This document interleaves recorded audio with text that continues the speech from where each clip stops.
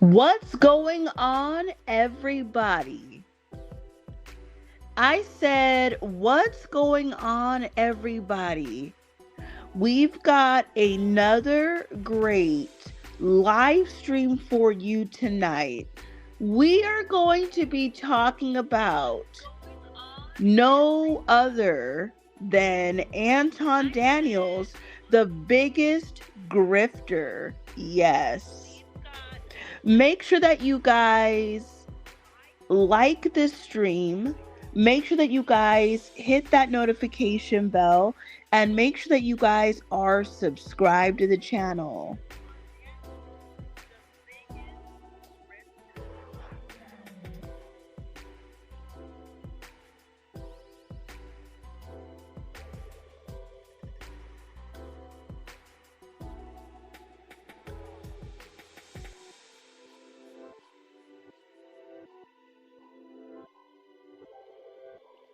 How are you guys feeling tonight? I am coming at you live from the West Coast. It is 11:44 p.m. Yes, I just can't seem to start these lives any earlier. I just got in maybe 30, 40 minutes ago. Let me know in the comment section where you are watching from, and are you a Anton Daniels fan or hater? But before we get into this show, we're gonna wait for more people to come in. Last night's show took like a half an hour and then a crowd came in. But we are going to be talking about Anton Daniels again. He's like the most talked about, one of the most talked about YouTubers to start 2026. I see him in my feed every day. And not only his videos, but videos from other content creators. One of the most talked about YouTubers.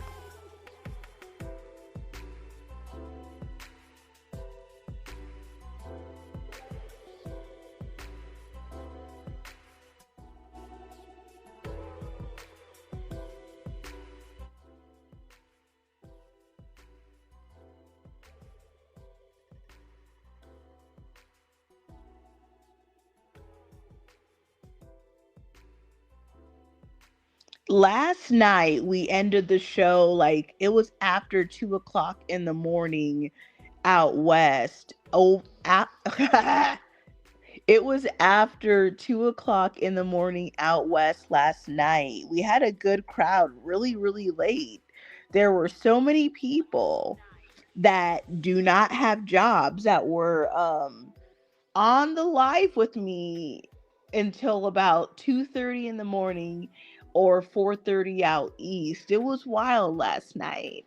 Um and we might talk about some other topics. I didn't really see any other like really crazy story that dropped today. What do you guys think about this? I don't know where you guys live, but what do you guys think about this Guthrie, somebody in Arizona, the mother of some news anchor, blah blah blah. I kept seeing like this in my phone constantly, and I didn't know what it was. So I went to Google and I typed the name in to figure out why did I keep seeing this older white woman every website I went, all over YouTube, like everywhere. So now I understand it now because I looked it up, but it's just amazing how, the FBI, the police, the, federal government or whoever is getting so active so quick, especially when you're, uh, now I wouldn't just say white, but also when you are alleged, I guess she's this woman that's missing, that it doesn't seem by the story that it she could be alive. Um, it's amazing how quickly and fast, you know, the police and law enforcement will act when you're someone that I guess they care about. When you're not someone they care about, they drag their feet. But I don't know. I looked that story up, and because I kept seeing it in my phone. Like, why do I keep seeing this old white woman in my phone everywhere I look? I keep seeing her. Like, I didn't know who she was. But let me know if you guys were seeing that too. Like, I felt like I was being bombarded. Like, every site that I go on, I kept seeing her. I just didn't know who the hell she was. Mm.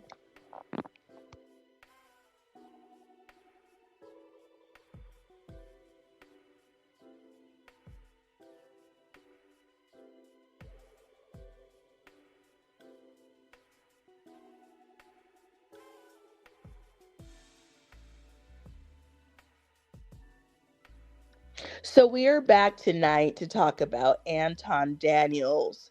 I saw a very good video from another content creator. You guys have probably heard of her, I'm pretty sure, because she talks about Anton Daniels every day. The channel was Lakeisha Keisha, and she really broke it down, like, pulling up, how Dante, I was gonna say Dante London, how Anton Daniels was able to grow his channel from 587,000 to 1.1 million, and he did it fast.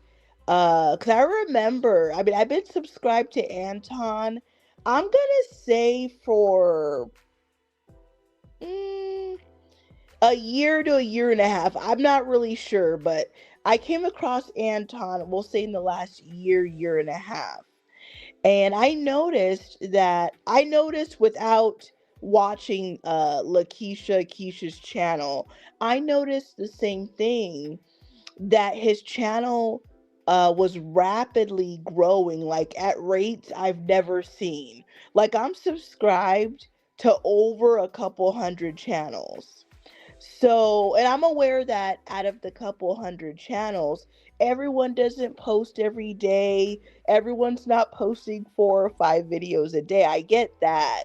But of course, I have some channels I follow that are tiny, medium. I mean, I follow channels with only a couple hundred people. I follow channels that got, 1,000, 20,000. We're all, I'm pretty sure we all follow channels of different sizes. I even follow channels with millions, even more than Anton Daniels. And I've never seen a channel. I don't even think Kevin Samuels, when he was booming, was growing this fast. Like, Anton's, or we're in February. So when I watched the a video today from the other content creator, she showed and proved that since June of 2025 to now, which would be what, 7 months or 8 months? We'll go with 8 months. Okay. So in the last 7 to 8 months, Anton Daniels has been able to double his subscribers, which is unheard of. He had 587,000 in June of 2025, and now he has 1.1 million. And the reason why the content creator brought this up is because he went on another content creator's podcast named Just Pearly. I heard of her, never followed her career, so I don't know much about her.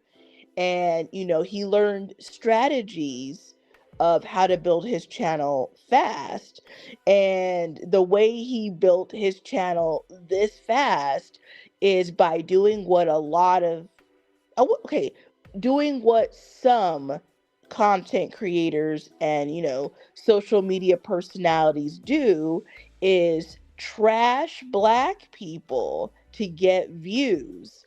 If you pick a group that you really, if you pick a group but it can't be like LGBTQ, and you can't use J people or you will get your channel taken away.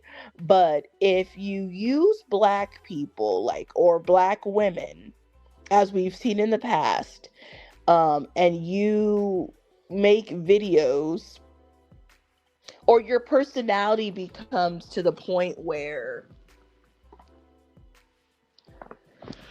the when you know how Anton Daniels does a lot of trending stories. I've noticed, definitely, like, I don't know for how long, but definitely over the last few months, any story that has a black female in it, or like has any woman, have you guys noticed that he always trashes women? It's not like straight up like in your face like a Fresh and Fit, but it's a little bit more than subtle. So when I see his shorts and his shorts videos, and there's a woman that, is what the video's about, he always throws women under the bus, which is what men love. Not saying every man loves that, but like, it's controversial. Throw black women under the bus. Throw women in general under the bus. Throw black people under the bus. He never takes the sides of women or the sides of black people. A lot of people would say that he takes the sides. If the story has like a white person in it, he would take their side. Now, he doesn't obviously say I'm taking their side, but he would answer or like give his opinion in a way that we would expect a white person to, typically, how they would typically give their opinion.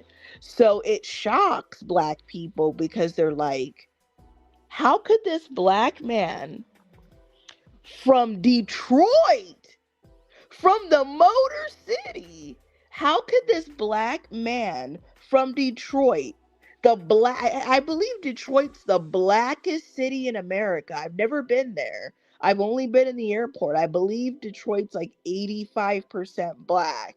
So, people are like shocked. How does this black man, who's married to a black woman, that has a black daughter, that grew up in Detroit with black parents and family, how can he say these things about black people? How come he will make comments, that, undermine racism, or, how can he make comments that, like, he never sees he never agrees with the side of a woman. He does the same thing that all the black manosphere men do. Um, Women are 304s. Women are, we know the talking points, right? He does the same thing, and it's all for shock value. It's all for clicks and views. And, there are some people, I'm sure, that are serious when they hear these things. They probably unsubscribe and don't watch. I mean, you would probably have to block his channel to never see him, because I see him in my feed every day, from his actual channels. And then now I see videos of other content creators like O'Shea and that Keisha channel.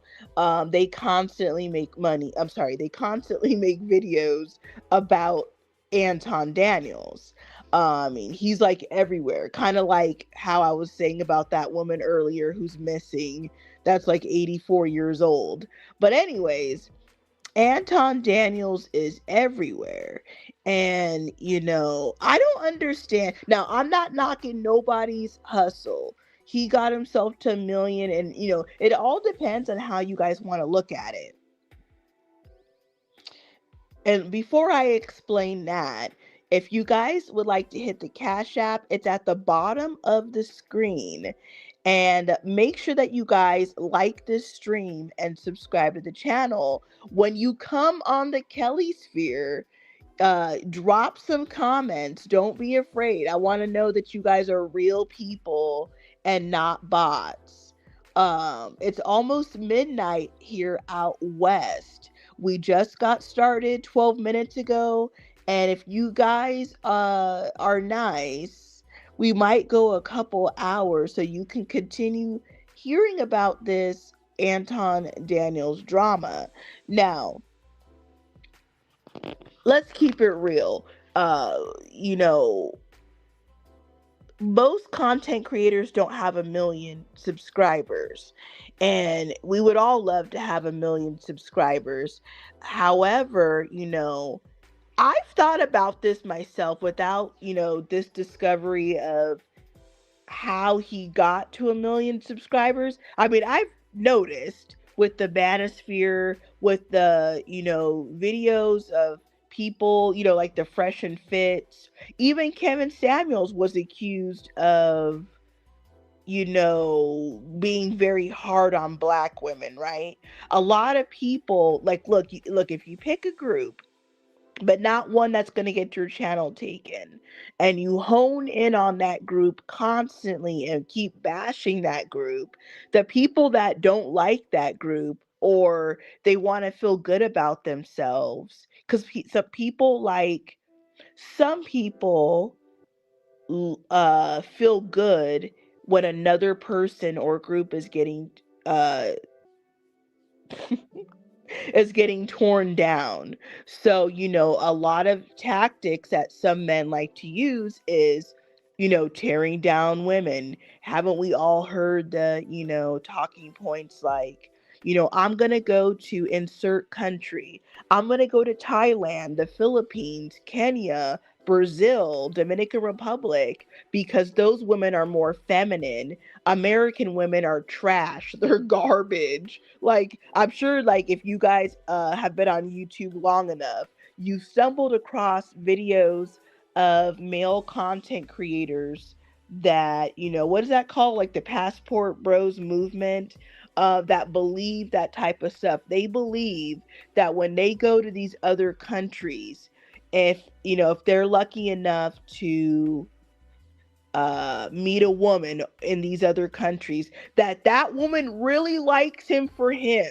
It's not because you're an American and you have more money than the men in their own country. And then, there's the talking points about black women. Now, okay, that you have the talking points about black women being very negative on them. Black women are this, black women are that. I also the single mother thing, like that one I find so annoying. I don't have any kids myself, so don't start thinking, well, she's just saying this because she's probably a single mother. No, I'm not a single mom. I have no kids. I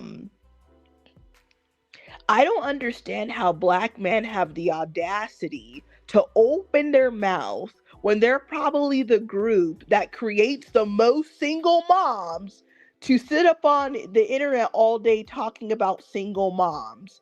And then, there are even dudes, they have kids their own self, talking about they don't want a single mom. Well, do you think single women want men that are single fathers? Nobody wants that either. But these are the type of, my point in bringing up black women, bringing up the Passport Bros, bringing up the single mother thing, is these type of sentiments get people very riled up and angry. And a lot of people might say, that they don't like it, right? But then they continue to watch for shock value. And then, the more crazier things come out of your mouth, somebody might share that video, or people are going to think like, oh, like, let's say, for example, even you're black and you say something crazy about, what people might say is crazy about black people. And they'll be like, oh my goodness, I can't believe that he would say this about his own people. Well, a lot of these people, some of them are serious, And some of them are just doing it for clicks and views. And here's the deal: Anton Daniels is one of the ones who's doing it for clicks and money. And I guess it depends on how you look at it. Some people would say, well, obviously his what he's doing all this for money. So some people would say, that they're just trying to get the bag by any means necessary. So it's like, it depends on how you look at it. Are we looking at it from a moral, standpoint, what's actually right? Or are we like looking at it from, I'm just trying to get the money. I don't give a damn. I'll say whatever I gotta say to get a check, basically. And he's basically at that point. He's not as bad as like Fresh and Fit, but he's about halfway there. And that is the strategy. Because if you want to, here's one point about social media when you're a content creator. I'm not saying that this is true, but I have heard that I have heard that for the content, for the channels that are not, that are fake, for the channels that are not faceless, um that YouTube pushes your content towards people that look like you. So if you're black, they push your content towards black people when the algorithm sees a black person talking. So let's think about this. If black people are 13 or 14% of the United States population, and obviously all the people black people in America don't watch YouTube, out of 100%, if you're only 13%, and YouTube was pushing your content to people, that they believe would want to watch your content. Just like, think about like this. I think Asians are about 4 or 5%. So my point about bringing up race is the race that is more dominant would get pushed more, unless you can break through that barrier and become someone like a Will Smith, where everybody loves you. Well, they may not love Will Smith anymore, but you get what I mean. The person who's going to make more money and have more appeal is the one that appeals to like more people, not just appealing only to black people. So when some of you guys follow channels that are pro black, for example, right? Now, that's great that they're pro black, but for the people that just want to get the money, they don't really care. The channels that are more controversial, saying crazy things about different communities, or talk about more diverse um, topics, are going to appeal to more people. If you just talk about black issues, you're mostly going to be probably appealing only to black people. Of course, other races, anyone's capable of watching anything if they want to watch it. I'm sure white people are watching black channels and stuff, but it's not like even half of them are. So by Anton, trashing black people on the videos where there are black people, black women, he can reach more people that like to hear negative opinions about black people. And then think about it. If you're a non-black person and you're following a content creator or watching a video of a content creator say something disparaging about women, about black women, about black people, he might be saying something that you already thought, but now you don't feel guilty because it's a black person saying it. Well, he's saying it. He's just telling them what they want to hear, kind of like the black fatigue thing. Um, so yeah, that's what I think about that. Now, I don't know.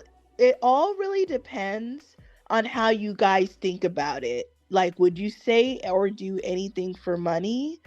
Um, I mean, honestly, we never know how long this YouTube thing is gonna go, or how long they will do. You never know. Anything could change in next year. They're like, we will no longer pay creators. So he's probably just trying to get as much money as he can while the iron is hot. So, some people are going to think like that, I'm just trying to get the bag. And then you have people that would probably say, um you have people that would, kind of come from a moral, I don't know, like they would, I don't know, they would come from like a moral standpoint, like this is not right. So I don't know. Is it good what he does? No, because some of the videos, some of the stuff that he says, yes, it does piss me off. But then I got to remember that from a creator standpoint, he's just doing and saying this stuff for views. Like, I don't really take it seriously. I don't take it as seriously. But like I mentioned earlier, that content creator, I watched her video today. She was definitely right. His channel has dramatically taken off in the last 7 to 8 months. I mean, I don't know about you guys, but I can't open my YouTube app without him being definitely either the top video or one of the top videos I see like in my news feed. And like there's other content creators I follow that I watch and I don't see all their videos, but they constantly show me Anton Daniels videos. Um, and before all of this, I've thought the same thing. Like in my head, I'm aware that if I start saying more controversial things, that my channel will blow up faster, because people say one thing and then they do the next. People will say like, don't talk about black women.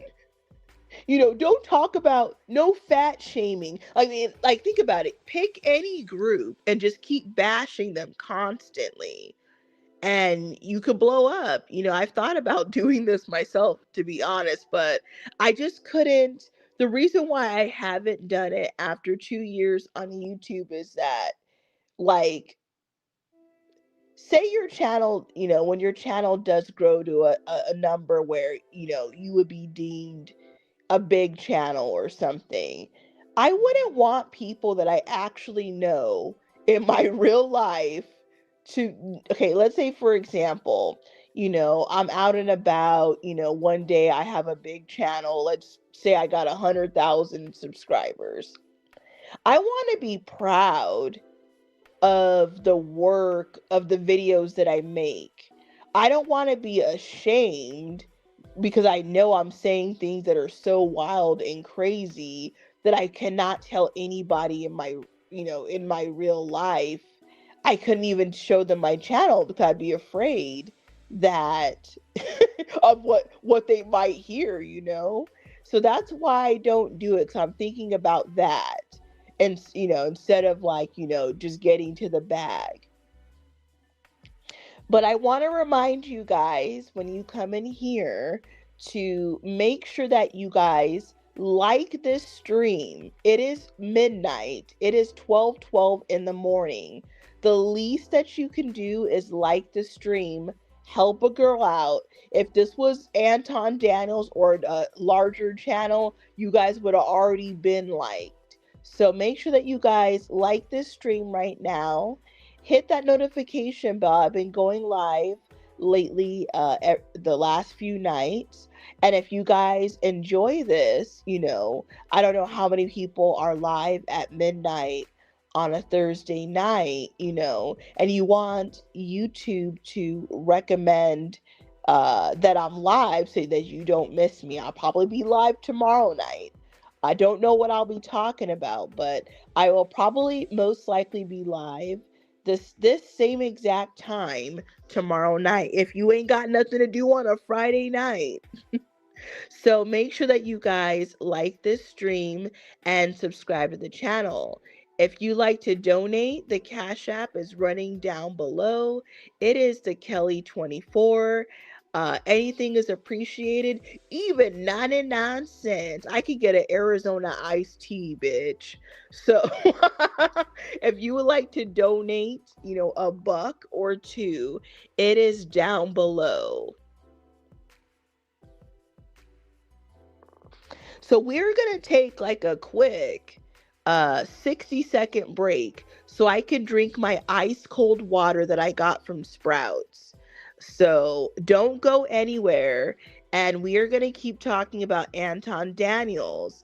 Can somebody out there break the ice and drop a comment in the comment section? Let me know that there's a real live person and that you guys are not just all bots. Somebody write a comment right now. Let me know where you guys are watching from. Let me know if any of you guys were on the live stream last night. But I would like to drink my cold water. So we're going to be back in like 60 seconds.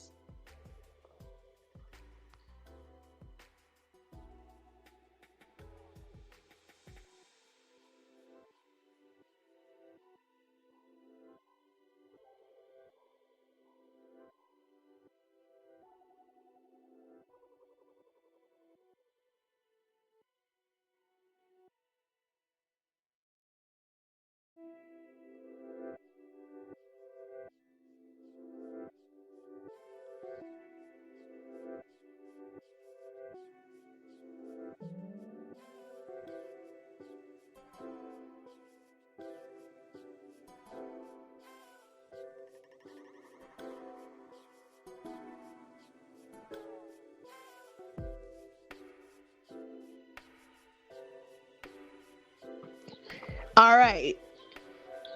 I'm not going to start talking anymore until you guys get the likes up right now. I'm going to give you guys like 30 seconds to like this stream right now.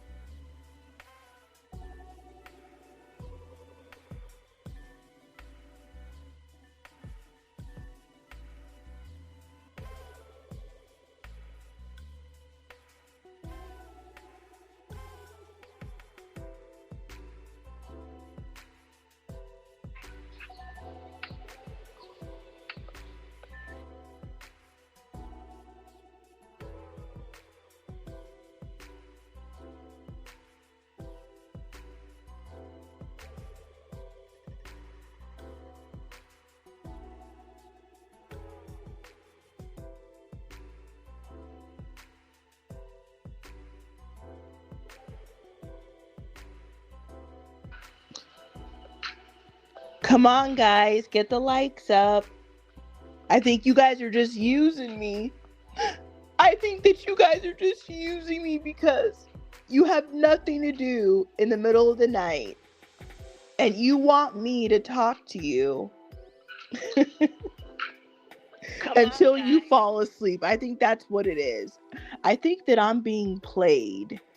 I think that I am being played. And you want me to talk to you. I am so hurt right now. I thought that we were friends. I think that's what it is. I thought that we were friends. Oh my gosh. I think that I am.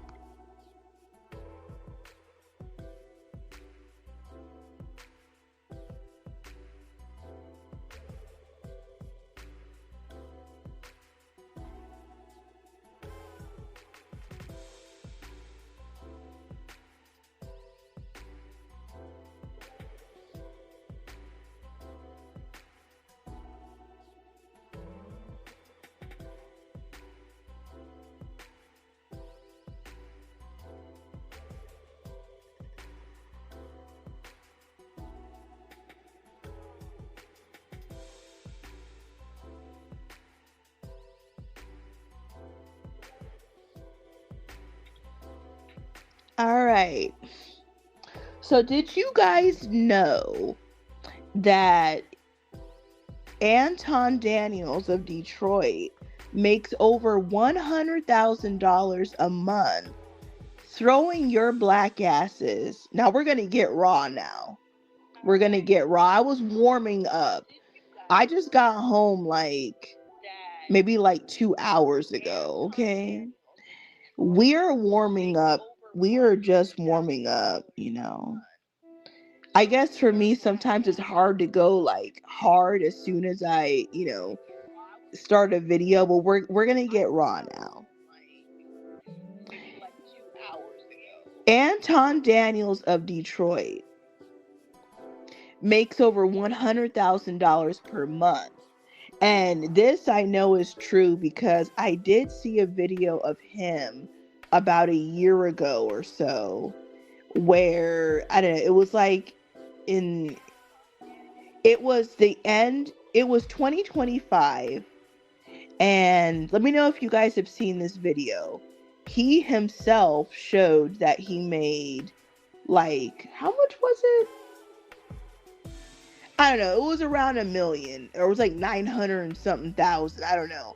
But I saw a video with Anton Daniels where he showed some payment from Google, and yes, it was really around $1 million, and that was a year ago. So I don't, a lot of content creators on different platforms might are claiming that they're making less. So I don't know if he made any less in 2025 than he did in 2024, but his channel has grown tremendously, so he's probably making the same or more.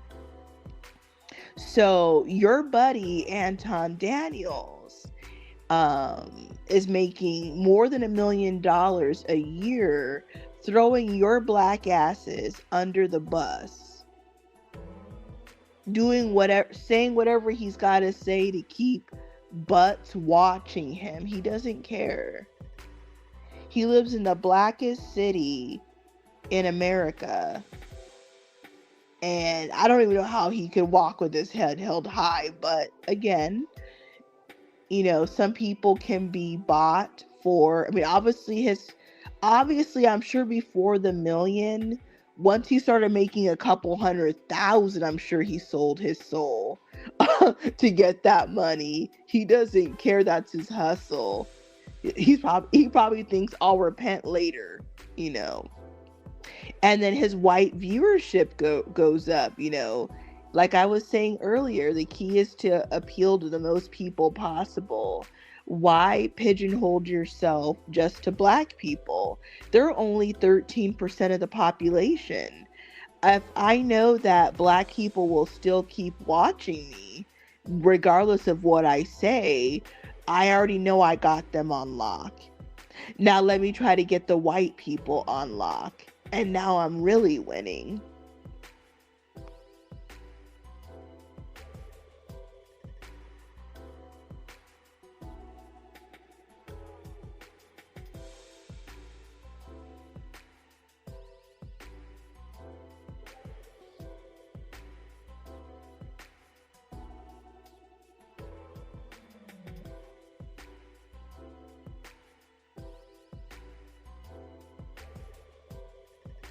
Now, in the last 2 weeks, I've made some videos about Anton Daniels, just like a lot of content creators have. I honestly, before the last 2 weeks, I've only ever made two videos about Anton Daniels. But obviously, everybody's talking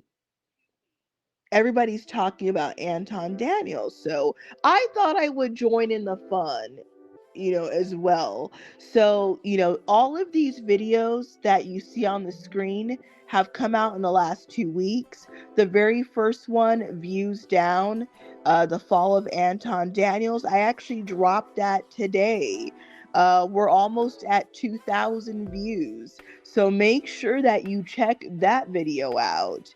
Then the next one, The Nerve, is about, O'Shea Duke Jackson. I can't stand this guy. Like, I really can't.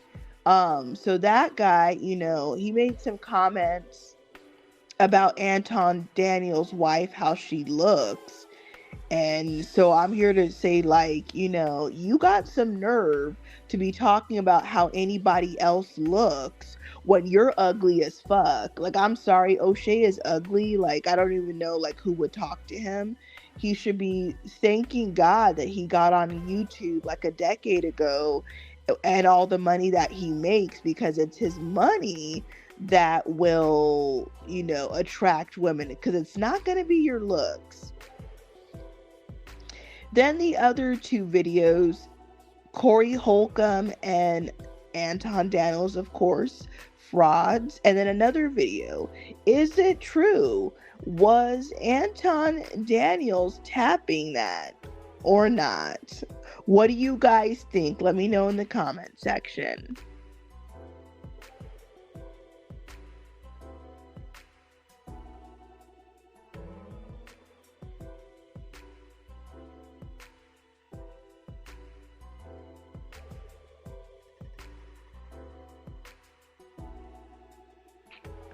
Y'all know how black men are, right? Let's throw black men under the bus for a little bit. Why not? Y'all know how Black men love to throw black women under the bus and talk shit about them. So let's throw black men under the bus, This may not even be throwing them under the bus, because I don't think anything I'm about to say can be denied.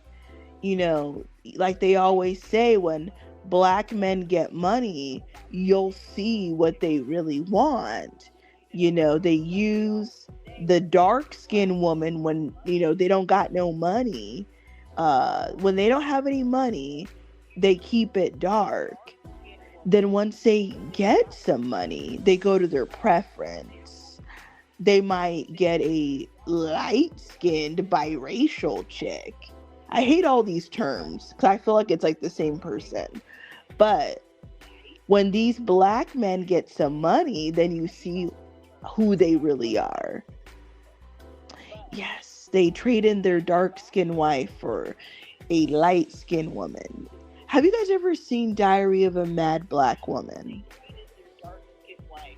And, most nowadays, I don't know where y'all live, but where I live, they don't even go for light-skinned. They just go straight to white.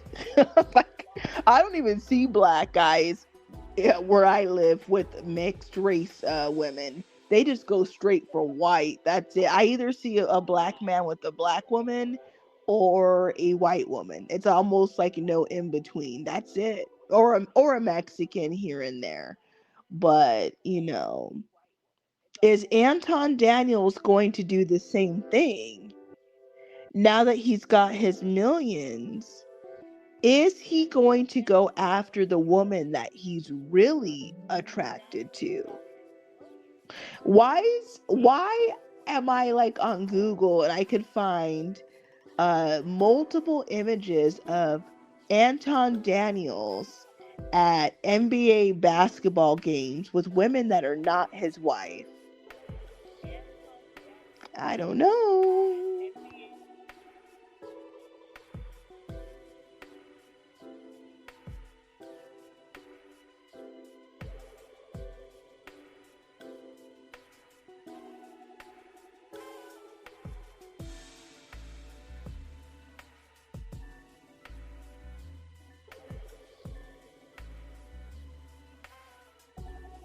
But we're all black though, right?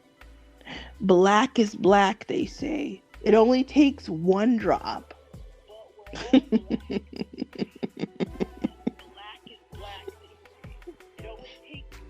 I want to go to an NBA. I want to go to a Detroit Pistons basketball game.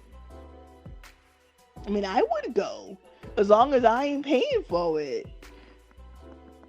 I've been hearing that concession prices are out of hand. We always blame everything on inflation. So, I mean, I'm down to go to an NBA basketball game. I need my popcorn. I don't even know. I haven't been to an NBA game in so long. I've been to a lot of Phoenix Suns games. I wonder why. But it's been a while since I've been to a game. Like, oh my goodness, I need to start having fun again and going to sporting events, bowling, all that type of stuff.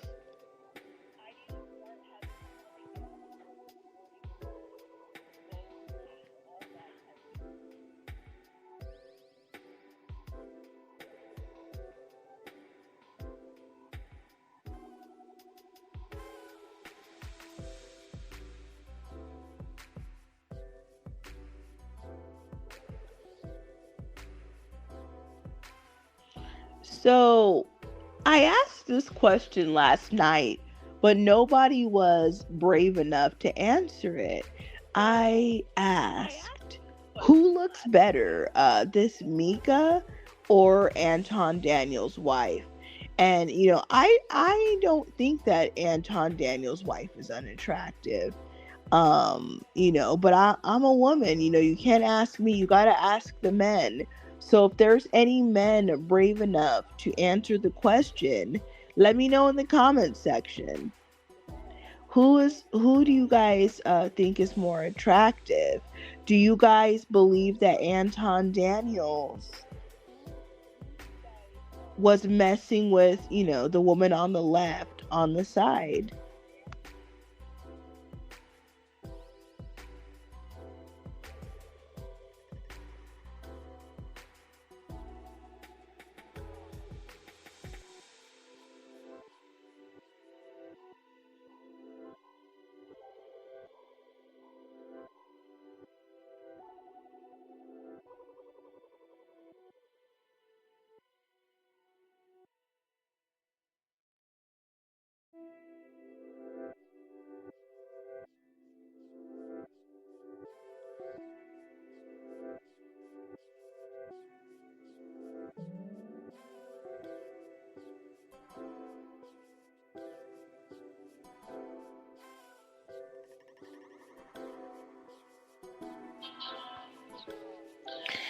In case you missed last night's live, this is the live from last night. So, if you're interested, if you love just watching, YouTube videos all day, like I love, I just love watching YouTube videos when I'm driving, when I'm working on, I just love it. So, this is the thumbnail for the live stream from last night. So after this one, feel free to go check this one out.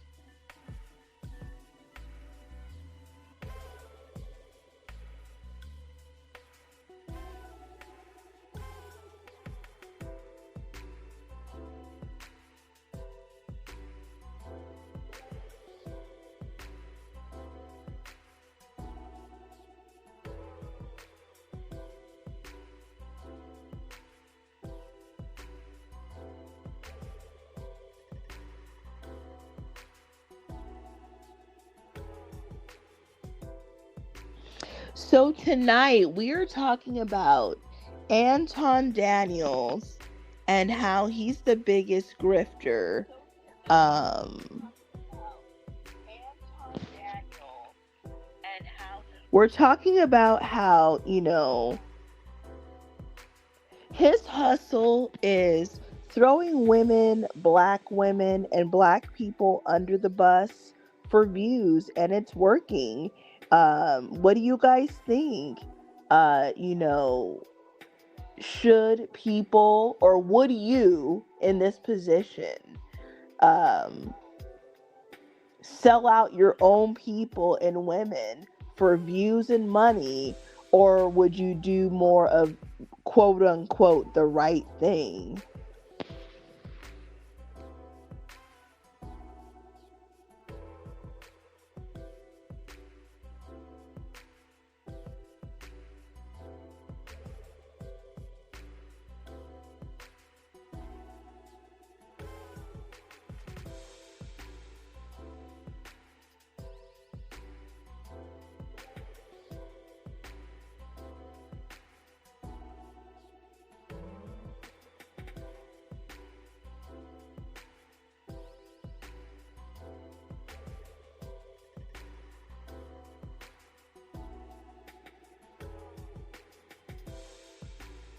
Hmm.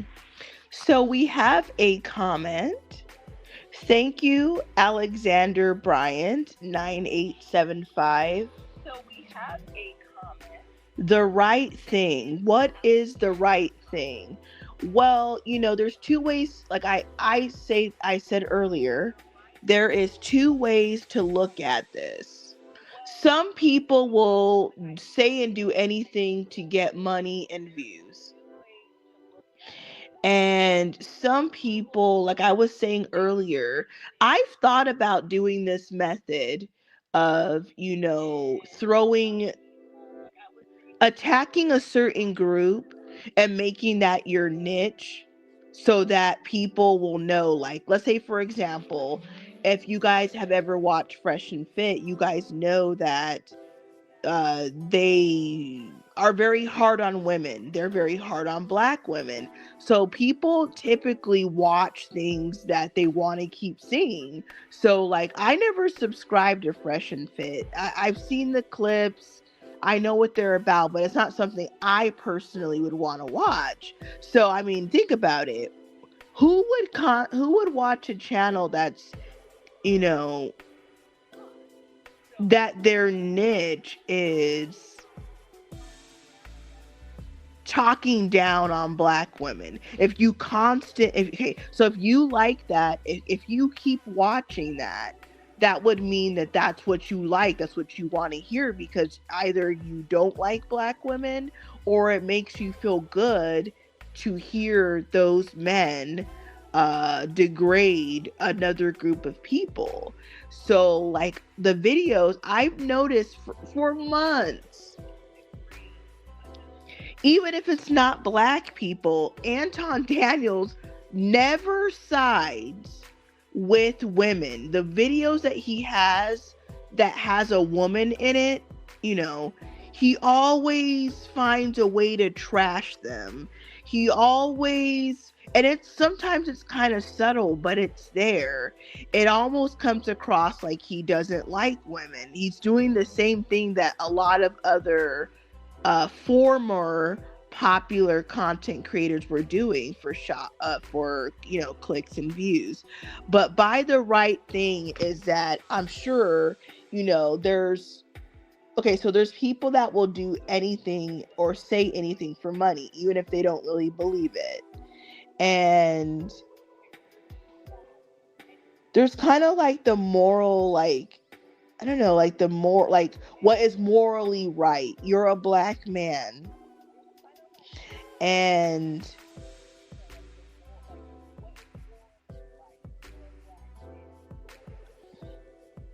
trying to think of how I'm going to say this, but you're a black man. So it's just, I mean, let's face it, most black people that have channels are not going to go on YouTube, trashing black people all day. So when, like the channels that do that, like the Hodge twins, and I think that they do the same thing. I think that they're obviously way worse.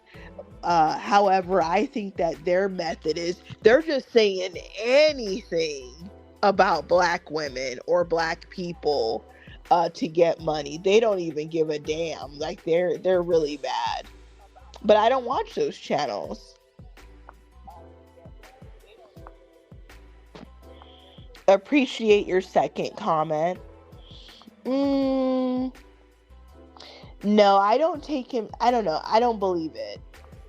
I would say, how could you grow up in the city of Detroit when you are around like 85% black people? Like, I'm not even in a black city. My city's like 5% black. Am I a black woman? What is a black woman? Let's play this game now. What is a black woman? Are you asking me, do I have black skin? Are you asking me, am I a black American? Like, what exactly is it that you would like to know?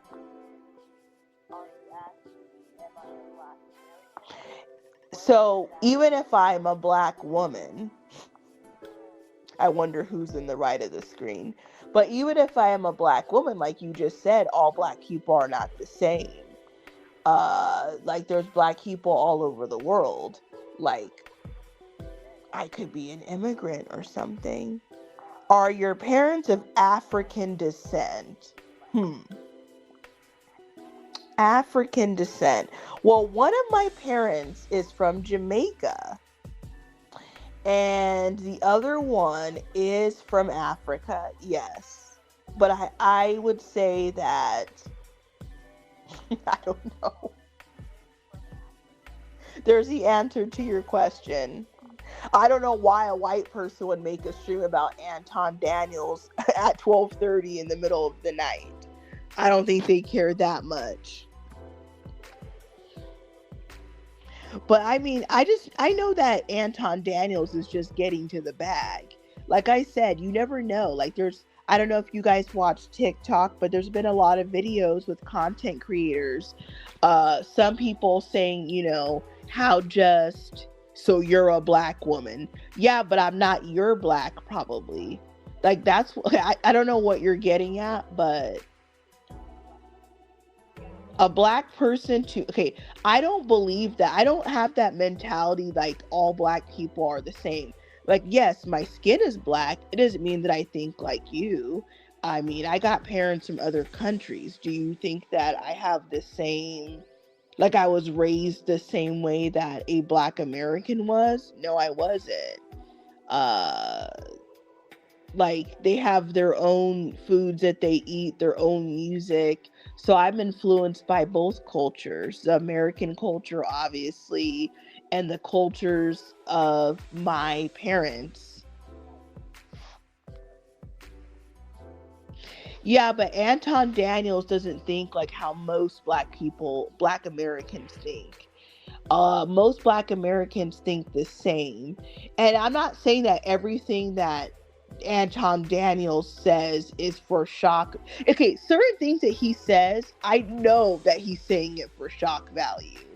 I mean, you want to keep people talking about you. Like this YouTube game, TikTok game is all for clicks and views.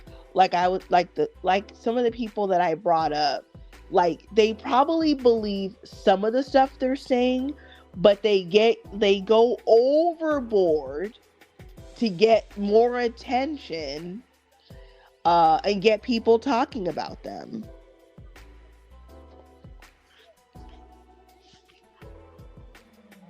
But what I'm getting at is I don't believe somebody's in a city that's like 85% black, which means that like I'm not even in a city like that.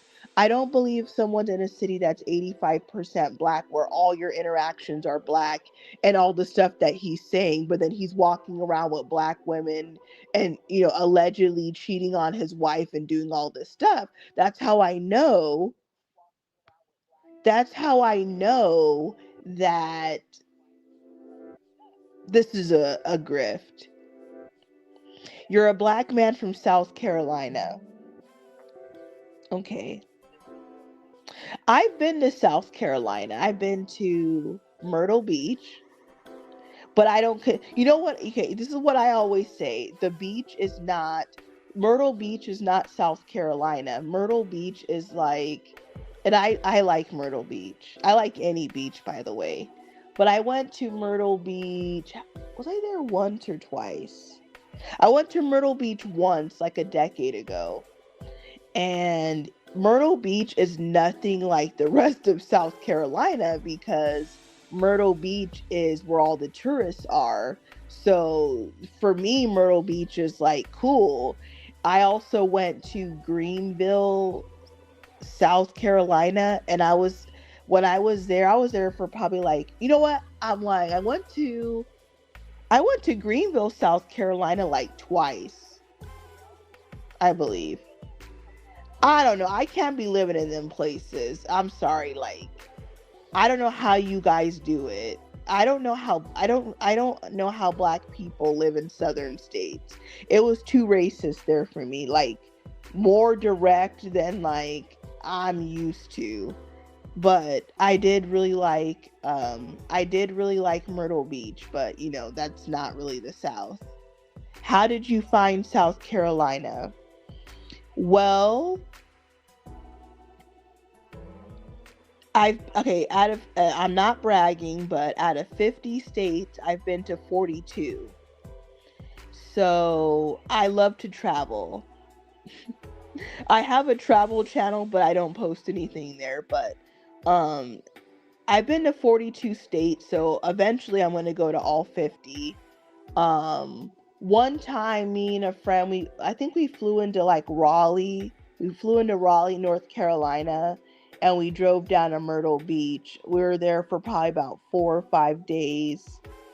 It was very nice. I love beaches though, so like I know I'm gonna like it. Then another time, me and a friend, we went to Greenville, South Carolina. One thing that's different about South Carolina than being out west is that you guys, you already know this, you guys have Waffle House literally on like every damn corner. I like Waffle House. Like, it is not like where I live. We only have like about 9 Waffle Houses. Like, so it's not like how where you live. Like, they're like gas stations. It was crazy. I don't know. But like, I did like, so I guess I could say like, I don't know, was South Carolina pretty? Did I enjoy myself? I did, but I don't think I would uproot myself and move into like an area where I don't think that I would uproot myself and move over there. Well, I don't want to say I think. I know I would not uproot myself and move over there because it's too like racist. Like, so that's my answer.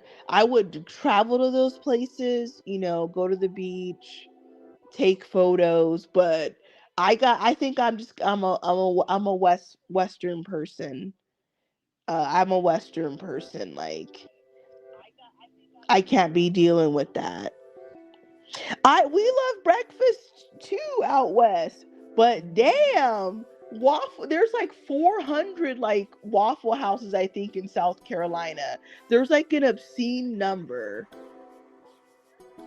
There's only like 15 in my state. Like, that's it.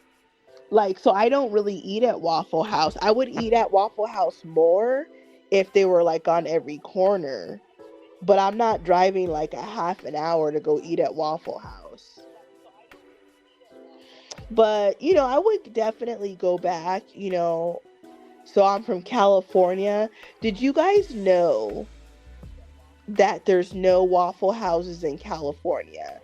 Do you know that the last Western state that has a Waffle House is Arizona? And the most northern state with like a Waffle House is Colorado. I know this because I ate there. But no, I am not from California. I am in Arizona, which is right next door to California. But yeah, don't think any type of way. I would go back to South Carolina, but so Arizona is nothing like South Carolina. We don't got all these forest trees all over the place. Obviously, we don't have a beach. Um, we don't have Waffle Houses and Cracker Barrels on like every corner. But we do have those restaurants. But it's not gonna be like easy, like, we don't got soul food restaurants on every corner. Now, there are areas where you're gonna find more of those kind of restaurants, but not in the area like where I am. I would have to go like more into the city. You know how it is, like certain type of people live in this area, blah blah blah. You ask a lot of questions. So I grew up in Arizona. I might have, but I would consider myself pretty well traveled because before I was 18, I never went to another state. I never went to another state or country until I was like 18. Where most people, when I'm imagining if you're in South Carolina, you might have had some like, summer vacation to Myrtle Beach or some other state, where when I was growing up, I never like I guess you could say our places where people would travel like out west could be like San Diego, LA, Vegas. Like I never did any trips like that. Um so I don't know if it had anything to do with my upbringing, but I just love traveling. I'm not a homebody at all. I could be anywhere and feel comfortable and enjoy myself. Oh my gosh, are you giving me a free place to stay? Your hometown is 15 miles away from Myrtle Beach. The South is the region that I haven't explored the most. But, the only state I've been to, like, I wouldn't say a lot, but I've been to Florida a few times. I've been to Atlanta a couple times, and I've been to Orlando, Daytona Beach. But I haven't really, obviously, I'm all the way in Arizona, so it's not like I'm going to be going to the South constantly. I've spent a lot more time in northern states and western states. I wonder what the temperature is like in South Carolina. I'm imagining that it's like 50, like that the highs are in the 40s or 50s. Here, even though you didn't ask, yesterday it was 86 degrees here, and I think today was like 83. So it's very warm in Arizona. Well, yes, I understand that the black experience is different in different states, but it's not like I haven't been to other states. Um, I probably spent like 50% of my life outside of Arizona. Um, People can live places, doesn't mean that they're always there. And I spent a lot of time in the Caribbean also. But I still wouldn't live in South Carolina. I'm sorry, it's too racist there. But I would definitely go back and visit. It's been like, I don't know, I think I probably went there like maybe like 2000, I don't know, if I had to guess, 2012, 2013, like around then.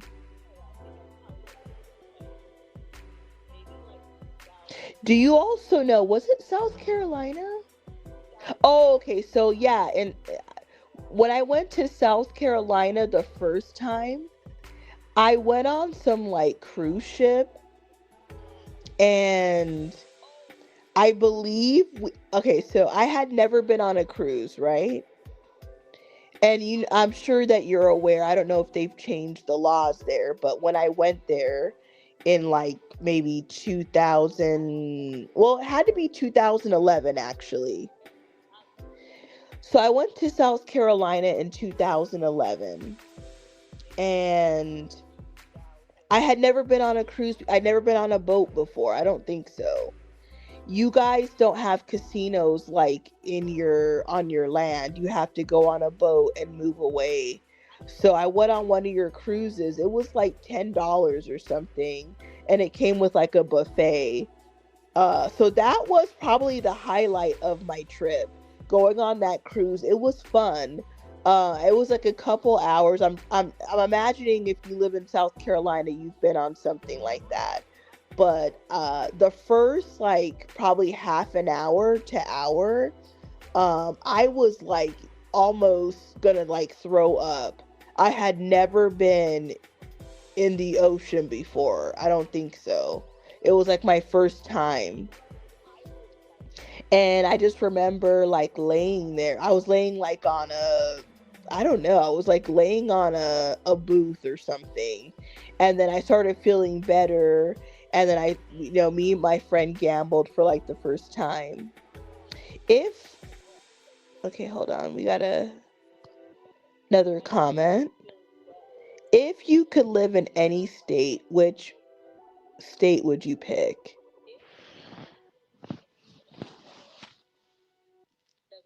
I've never been to Charleston, South Carolina. I've only been to Myrtle Beach, and I've been to Greenville, Spartanburg. I have never been to Charleston or Columbia. But to answer your question, I'm from Arizona, and everything about my ancestry, I need it warm. Jamaican, African, Arizonan, like hot, hot, hot. So probably like there's probably only 5 states I could even live in because I don't like to be cold. I don't like snow. Like I don't like being cold. I don't know how people like being cold. So to answer your question, probably Florida. When you're from Arizona, you got like 5 options. I wouldn't pick California because there's way too many people living there. It's just way too crowded. Like if you've been to California before, like I'm from a city that has 6 million people in the metro, and when I go to California, I feel uncomfortable. And I'm in the fifth largest city in the country. But when I go to California, I feel like someone who's from a small town, like how they feel when they go to big cities. But to answer your question, uh, probably Florida. That's probably my only answer is Florida. Like I've thought about other states. I've thought about Texas, but I don't know. My Florida's my pick, and that's it.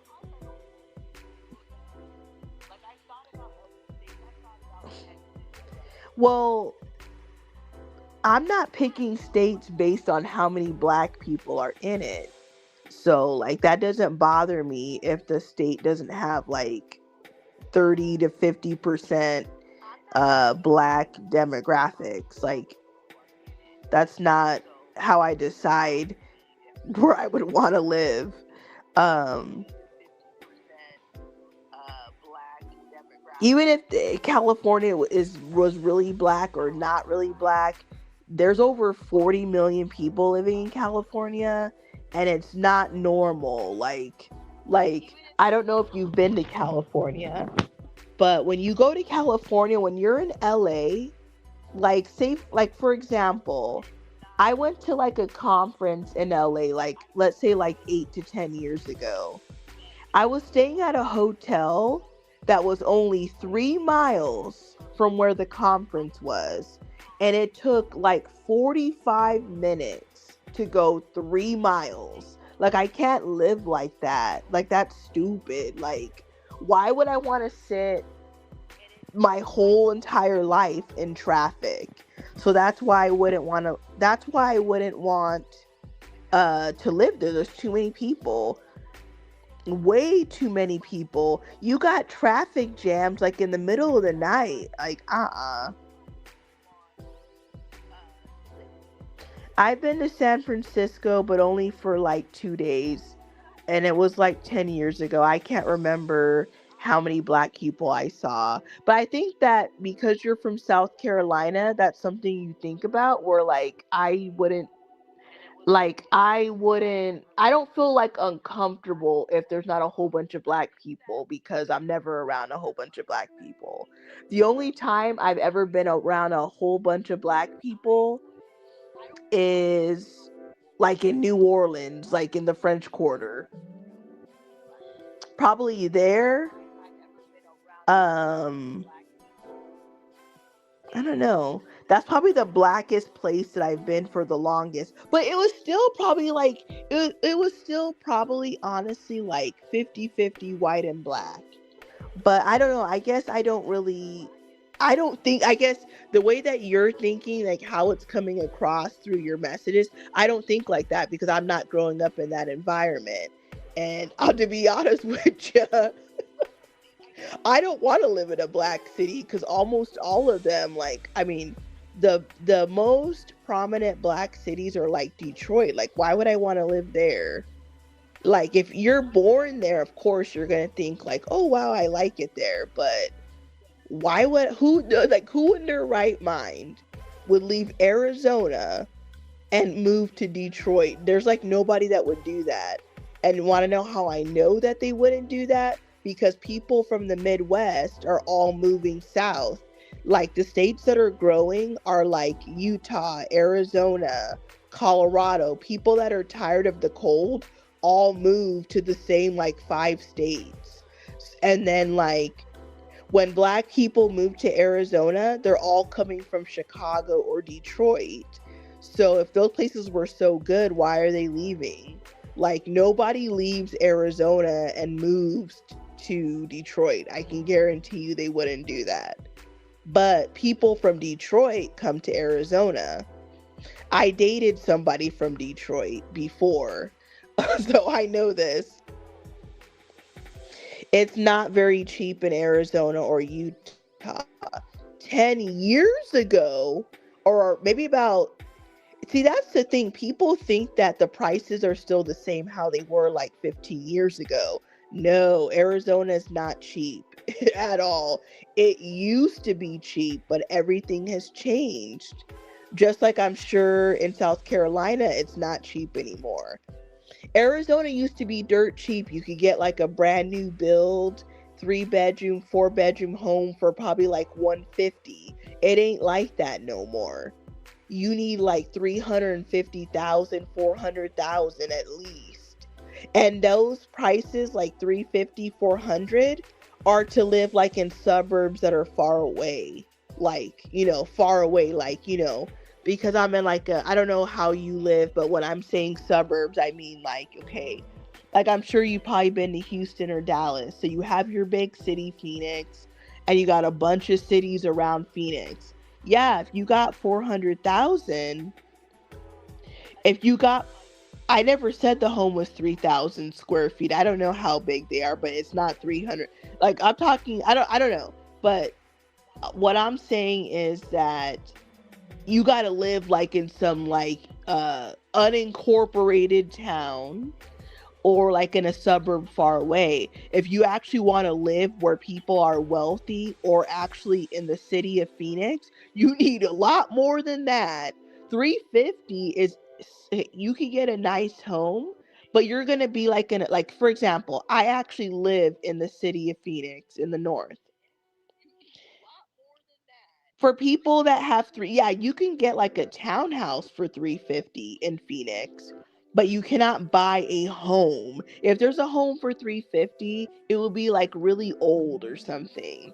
Or you would have to go to like a suburb that's 40, 50 miles away. That's still like a part of the Phoenix area, but it's far away.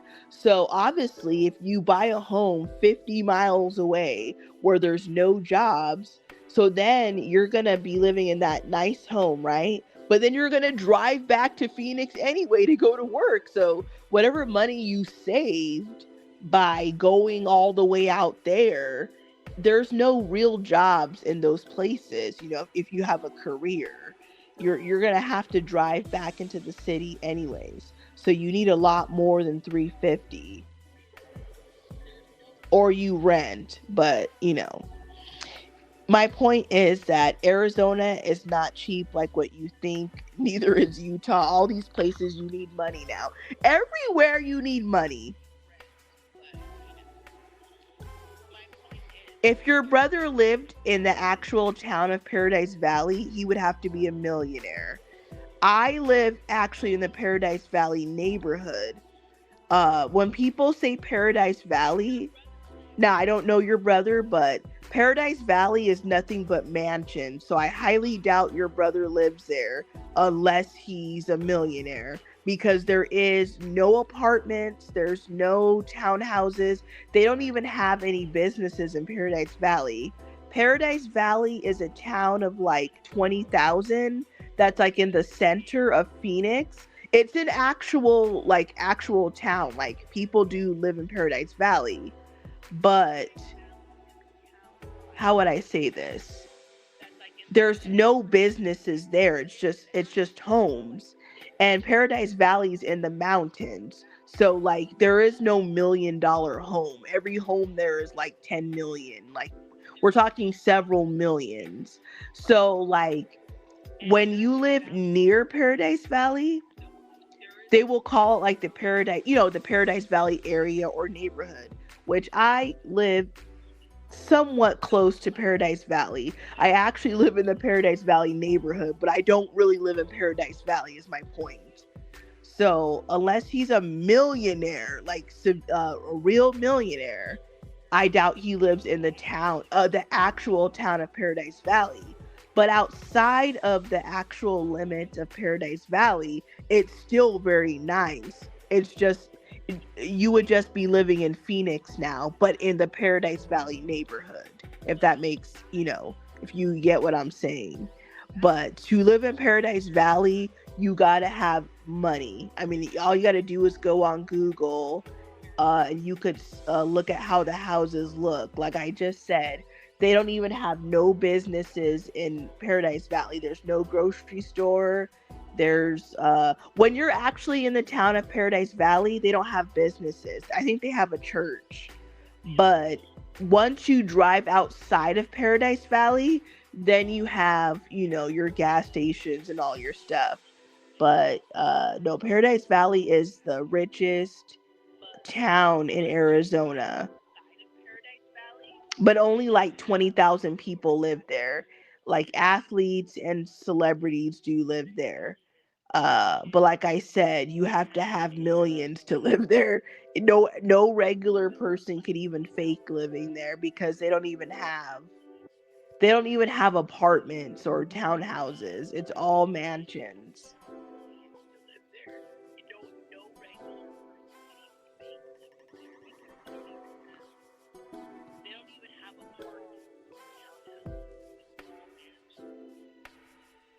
But that's cool. If your brother lives there, good for him. Where I'm just saying, like, I don't know.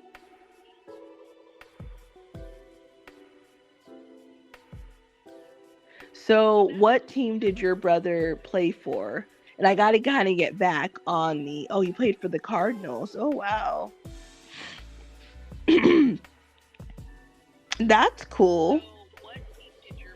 What decade was he playing in the NFL? Like I don't know how old you are, but like the 90s, the early 2000s, like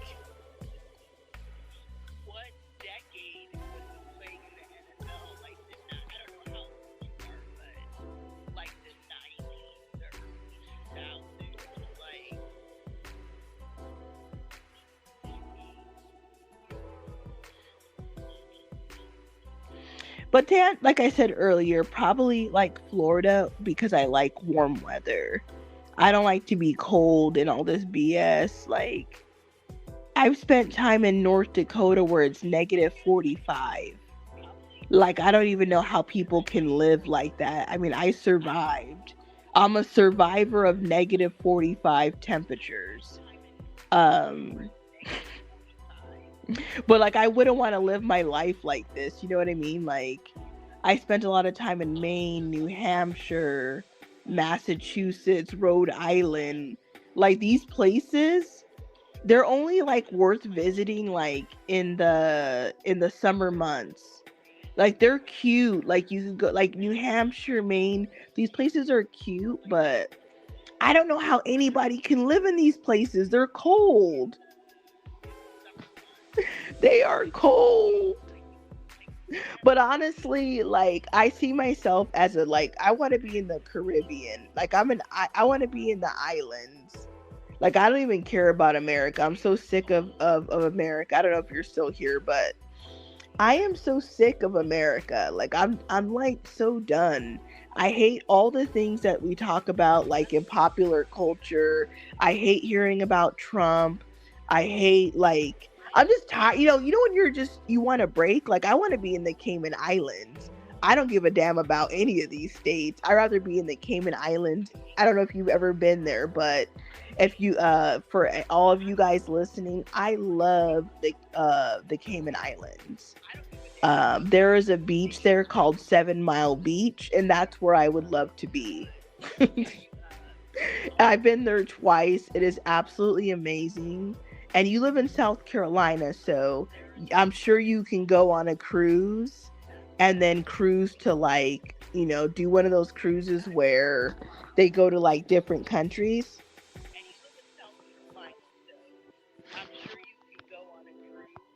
So I had a friend that was living in Portland, Maine, and she moved to Dallas, Texas in a suburb called Frisco, which is really nice. It was about 20 miles north of downtown Dallas. And I was thinking what you just said, that I was considering like, oh, maybe to move to Dallas. This is probably like, we're in 2026. So this is probably 2017 or 2018. And I had been to Dallas before, going there. Before my friend moved there, I had been to Dallas a couple times. But, I went there like on business and stayed for like 2 days or 3 days. So it's not it's different when you just travel somewhere and you stay like in the same area for 2 days. I didn't really see very much, right? So when my friend moved there, I stayed with her for like a whole week. So I got to really see what Dallas was like in the week that I was there versus like, landing at the airport and staying at a hotel really close to the airport is not really like seeing Dallas. So when I stayed at my friend's house, I realized like, I don't know, I guess obviously I didn't move there. So like, I was thinking like, there is way too many people in Dallas. Like the traffic there was crazy. It took me an hour and 45 minutes to go from downtown Dallas to Frisco, which I would say is like 20 miles. And the Phoenix area, it doesn't take an hour and 45 minutes to go 20 miles. And they have like 8 million people there, and we have like 6 million people. So I guess those other 2 million make a difference, because I was like, hell no, I'm not moving here. And then also, what was I going to say? You got to pay to drive there. They got tolls. So like, I don't know, I don't remember in South Carolina if you guys have tolls, but in Arizona, we don't have tolls. So like, that's another thing to get used to, because I'm sure people that live there, they know where they're going. But when you're using your GPS driving around, you make mistakes. You accidentally, there's, how would I say this? Like, I'm sure you've been places where there's tolls, so you accidentally go on the wrong entrance and now you got to pay for it. Like, oh my, or, they're going to flash your freaking license plate and send you a ticket. Like, I don't know. I don't know. I'm not used to any of that. But, maybe, I don't know. Honestly, I don't know. I don't really want to live around that many people. I'm more of like a suburbs person. Like, I really liked Frisco. It's a nice place. Frisco was pretty nice. And, it was next to another place called McKinney. That was really nice too.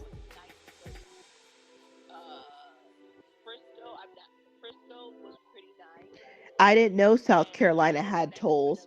Probably I saw them, but I haven't been in South Carolina for like 10, 12 years. So I don't know, but I don't know. Honestly, I'm not sure that I don't think I want to move to a city that's bigger than the city that I live in. Like I'm looking for peace. I don't want to spend my whole life driving, like, or stuck in traffic. Like, have you guys ever followed or watched YouTubers? Like, I got some YouTubers. I didn't look for them, but there's a lot. I mean, as we all know, people move every day, right? There's YouTubers vlogging their lives. They're living in Africa. They're living in different countries, and I might want to go that route. I don't know. I'm not against big cities, don't get me wrong. Like, I'm in a big city right now, but I don't think I want to go to one that's bigger. Like, Dallas was huge. Like, like, it was really, really big. I don't know. I would go, like I said, I would go back. But I would rather be in the Cayman Islands with only like 60,000 people. where it's like 85 degrees every day. Like, that to me sounds better right now, anyways. I'm at a point in my life where I don't know.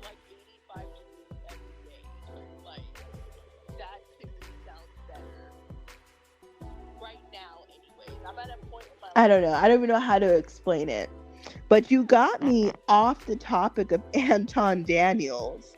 Um, but like I definitely I wouldn't live in a place like Detroit. It has nothing to do with like race or anything. But like Detroit's also cold. Hell nah.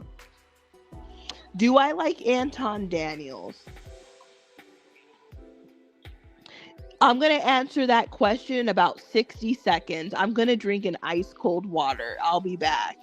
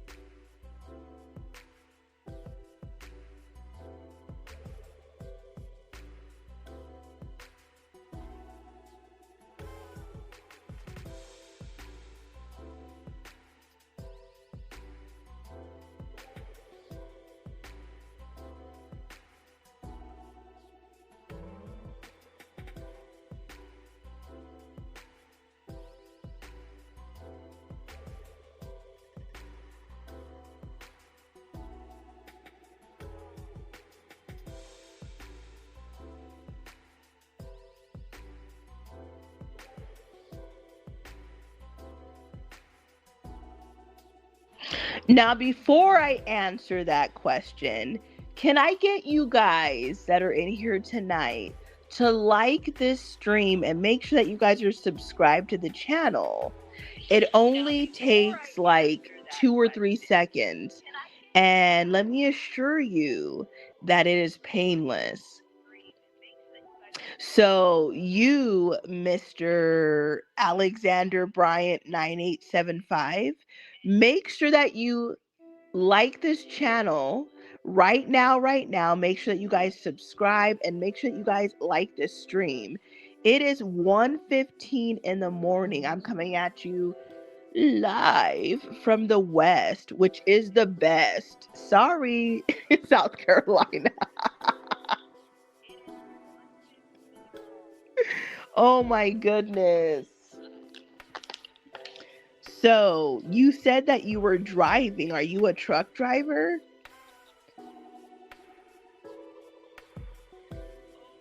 So, I am going to answer your question. I didn't forget. We're going to take a quick break for like 30 seconds. I got to grab my laptop, so I will be right back.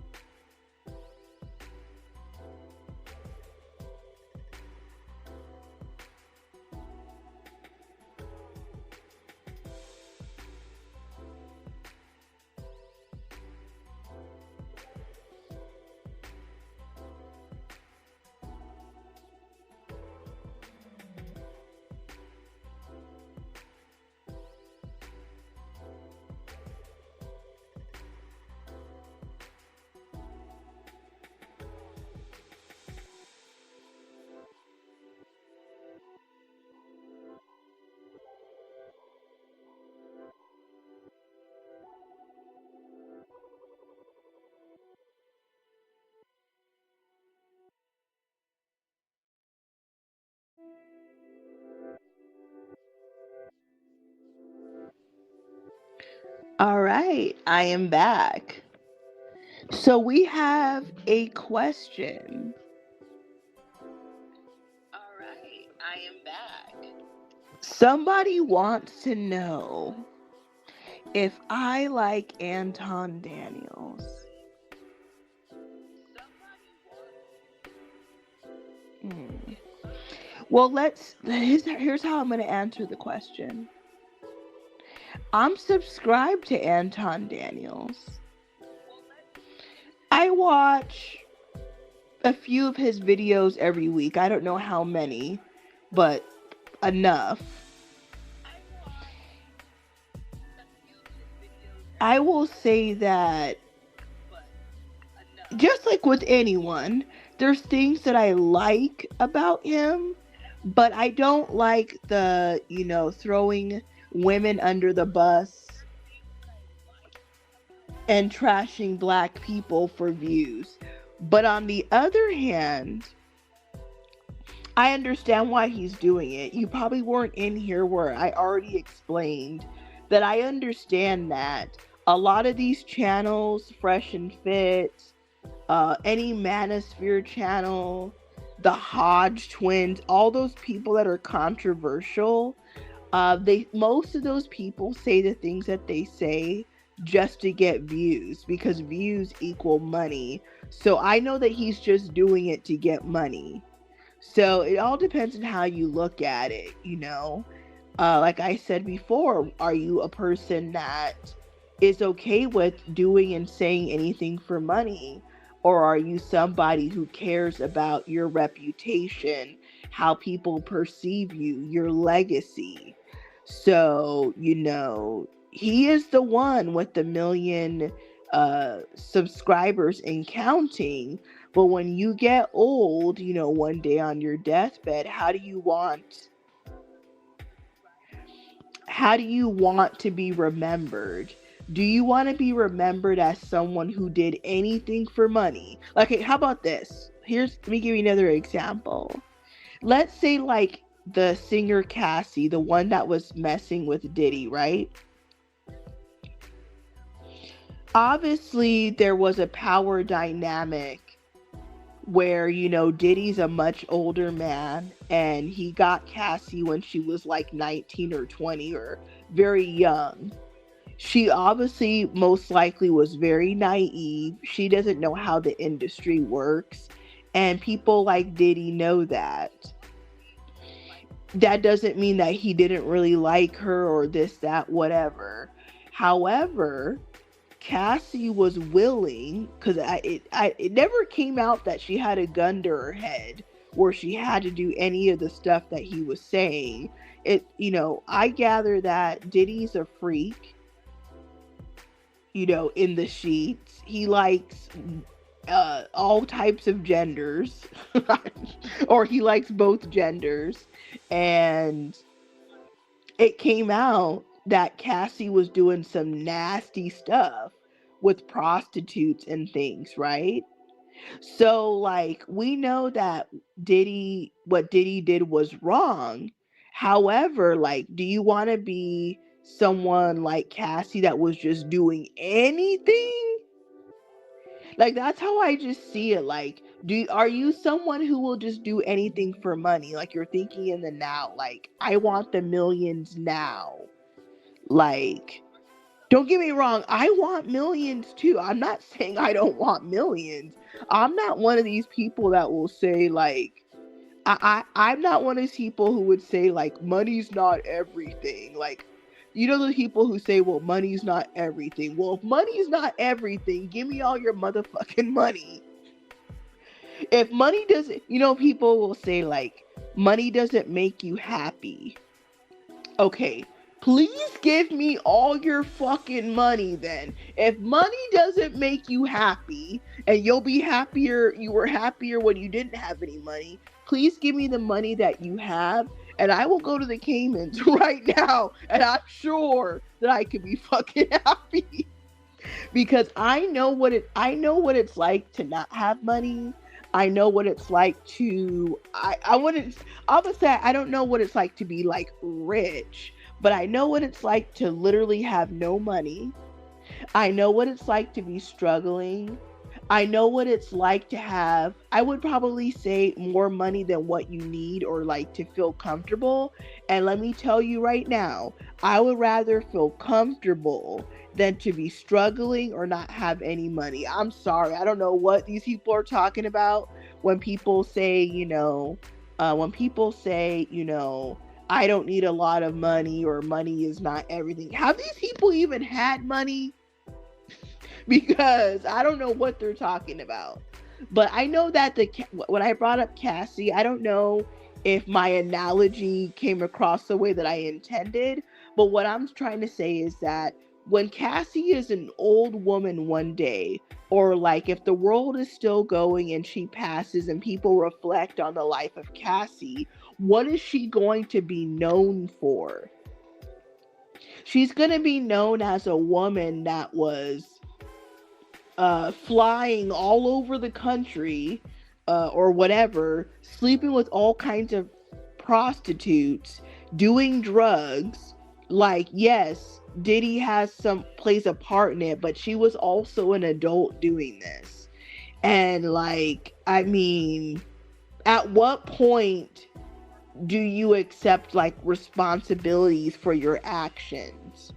Like, okay, like, yes, I get when she's like 19, like she's being groomed. But what about like 10 years later when she's like 28 or 29? Like, I don't know. It's just like, I don't know. I just feel like it depends on how people think. She might be known as a survivor of abuse. Was she, is she a survivor of physical abuse? Or is she somebody that, I don't know. I don't know, man. All I'm saying is, haven't we all not noticed the same pattern? These people blow up. I mean, I don't know how long you've been watching YouTube, but do you remember Derek Jackson? He still is. He was a popular black, I would say, kind of like dating coach. And he got exposed like 4 or 5 years ago. So if you've never heard of him, that's why. He was just uh like pastors or like these people that want to make it seem like, oh, I'm happy. I'm these people that portray themselves that they're Christian, they're conservative. I've been married. That's another thing. Anton Daniels is always telling the viewer that he's been married for 20 years. Like, I don't know what videos you watch of him, but the videos where, and I talked about this last night in the live, the videos of Anton where like he seems to like to do these videos about people catching HIV and STDs in Atlanta and Houston and all these places. And then when he does those videos, he always talks about how he's glad that he's married, he's not in the streets. That's what he says, right? But isn't he like being accused of cheating on his wife? But he's always bragging and talking about how he's not in the streets like the rest of us losers. He's not in the streets. He's been married for 20 years. All those people who talk about, oh, I've been married for 50 years. My grandparents have been married. That don't mean shit. It doesn't mean nothing. It only means you stayed married. It don't mean that you're happy. It doesn't mean that it doesn't mean that either one of them didn't step out. It only means that you grew up in a time where it was frowned upon to get a divorce. Like in 2026, people that are coming up now, if you're not happy, you just file and move on. These people's grandparents who've been together for 40, 50, 60 years, when they were coming up, it was an embarrassment to get pregnant outside of marriage. The things that we do now would not fly, 50, 60 years ago. So like when people tell me about how This is just in general, nothing to do with Anton. But I'm sure we've all met people where it's like, oh, my grandma and grandpa have been married for, X amount of years. And do you know if your grandpa's been faithful to your grandma the whole entire time? He doesn't have no babies on the side. He never laid a hand on your grandma. Like, come on. But anyways, so when Anton Daniels would say that stuff, I knew, like, I just had a feeling that, like, eventually it's only going to be a matter of time. All these people who talk big about how long they've been married for, usually the guy gets caught up into some type of scandal. The same thing with pastors. They're a man of God, right? Why are they always busted with young boys and cheating on their wife? It's one or the other. So it's like, stop putting your faith in these people. Like, I don't know. That's just how I see it. Alexander Bryant 9875, are you still there? But that's just how I see it. I don't get all like, oh my god. Like, for example, even in my own family, extended, not immediate, there are people that in my own family on the outside looking in will be one of those stories where you're like, so-and-so's been married for 40, 50 years. It don't mean nothing. It doesn't mean anything. You don't know what's really going on behind closed doors. Like, I almost think that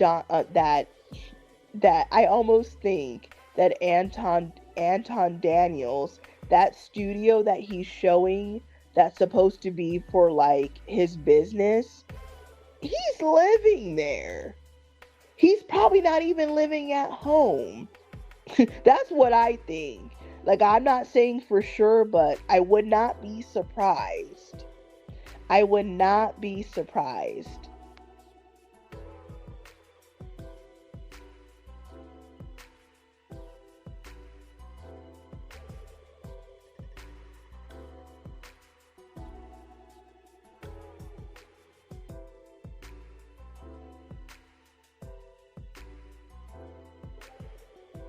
So I want to take some time out to encourage you guys to check out these other videos that are on the screen right now.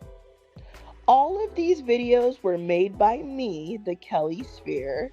Make sure that you guys like this video, by the way, and make sure that you guys are subscribed to the channel. All 4 of these videos, and the one in the top left corner was dropped today, and let's see if it hit 2,000 views yet. But we were at like 1,700 like a few hours ago. But I want you guys to check these videos out. All of these were released in like the last 10 days. So you guys don't want to miss these videos. Oh, oh my gosh, hold on. We are at 1,551 views of the video in the top left corner. So that is truly amazing. Make sure you guys check out these other videos. Stay on top of the Anton Daniels drama, the saga. It will be so nice, like, for this drama to keep going if his wife came out and said something, or if we could get like some concrete evidence of cheating. Man, that would be like another 3 months talking about it. You know what's so shocking is that I cannot believe that him sitting down with Corey Holcomb It's been almost a month and we're still talking about this. Like, that's wild to me how long this, drama has been dragged out. Usually these type of things, they get dragged out for about a week. We're almost at a month now. It's crazy. So I'm going to take a quick 60-second break to drink an ice cold water. You guys, make sure that you like this stream right now. Make sure that you guys hit that notification bell. Support the channel. It's free to hit the like button. If you got a finger, hit the like button. We will be back in 60 seconds. Make sure that you guys check these videos out.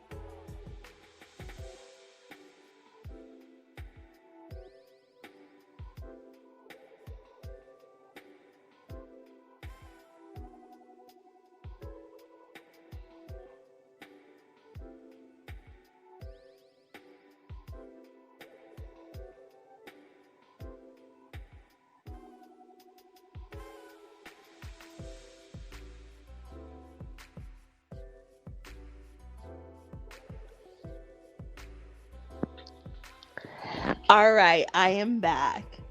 So before I start talking about Anton Daniels again, I want to inform you guys of my next video that's coming out very, very soon. Are you a Serena Williams fan or hater, or you like hearing about topics like this? This video is coming out on February 10th. Did Serena Williams get surgery? The transformation of Serena. Yes. So this is where I need you guys to make sure that you guys are subscribed to the channel, because you don't want to miss a video like this.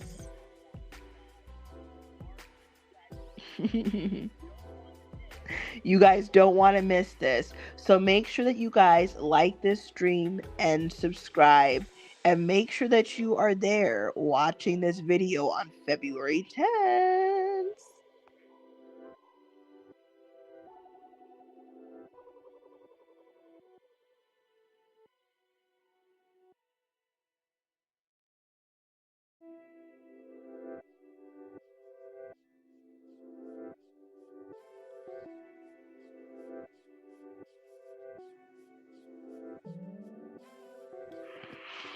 So, how much longer do you guys think that, the Anton Daniels, Corey Holcomb, the disrespect of Anton Daniels' wife, the alleged cheating, all of this, how much longer do you guys think this will be milked for?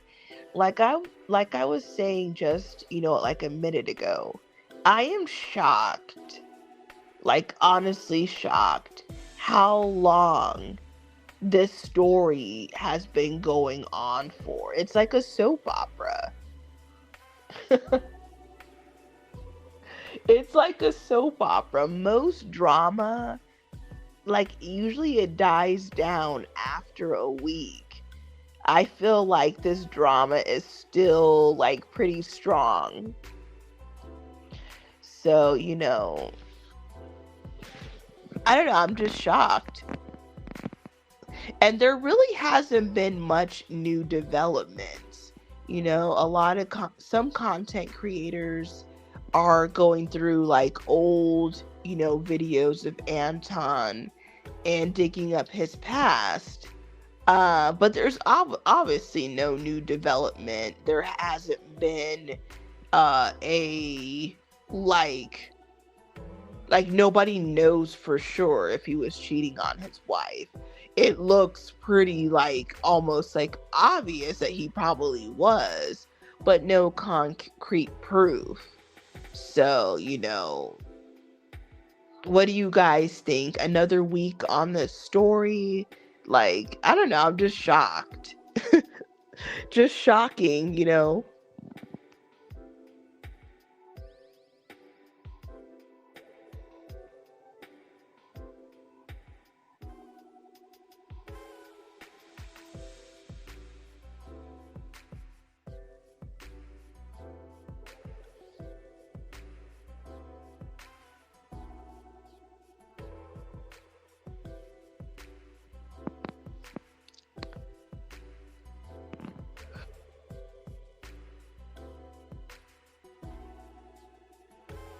So I guess Alexander Bryant 9875 left.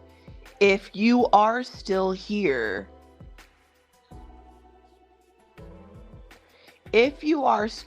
drop a comment. I know that you said that you were driving trucks, so if you are still here, drop a comment. We got a new comment that I cannot understand. We at the beginning or the end, champ. So I've been live right now for 2 hours and 16 minutes. I start my lives about 15 minutes. I start the live and I wait about 15 minutes to get people in here first. So I've been talking for about 2 hours. And the live started 2 hours and 16 minutes ago. I'm probably willing to go for another 45 minutes. I am coming at you live from the West. It is 1:42 in the morning. So I probably got to end this before 2:30 because I would like to sleep. If that's okay with you guys.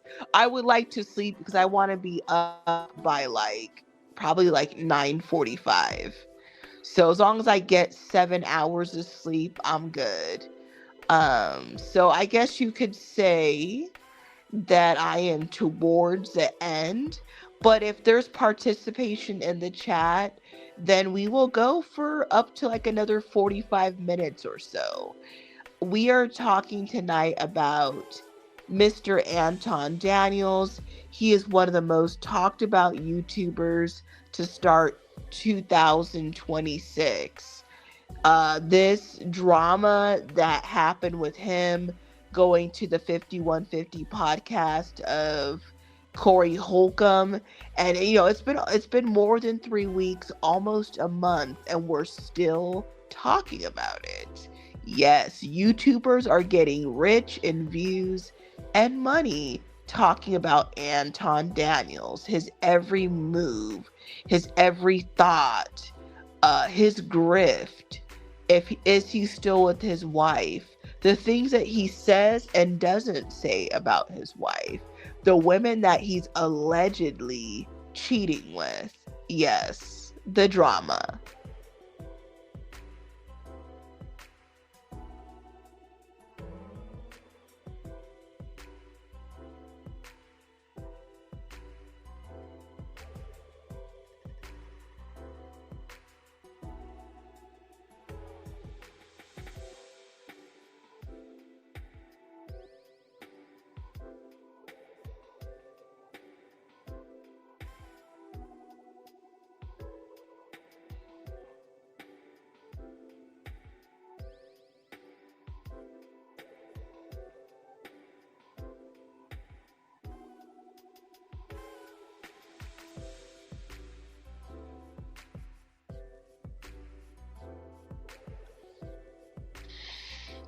So, to the individual who asked me if we're at the beginning or the end, if you're still in here, this video, this live stream is about how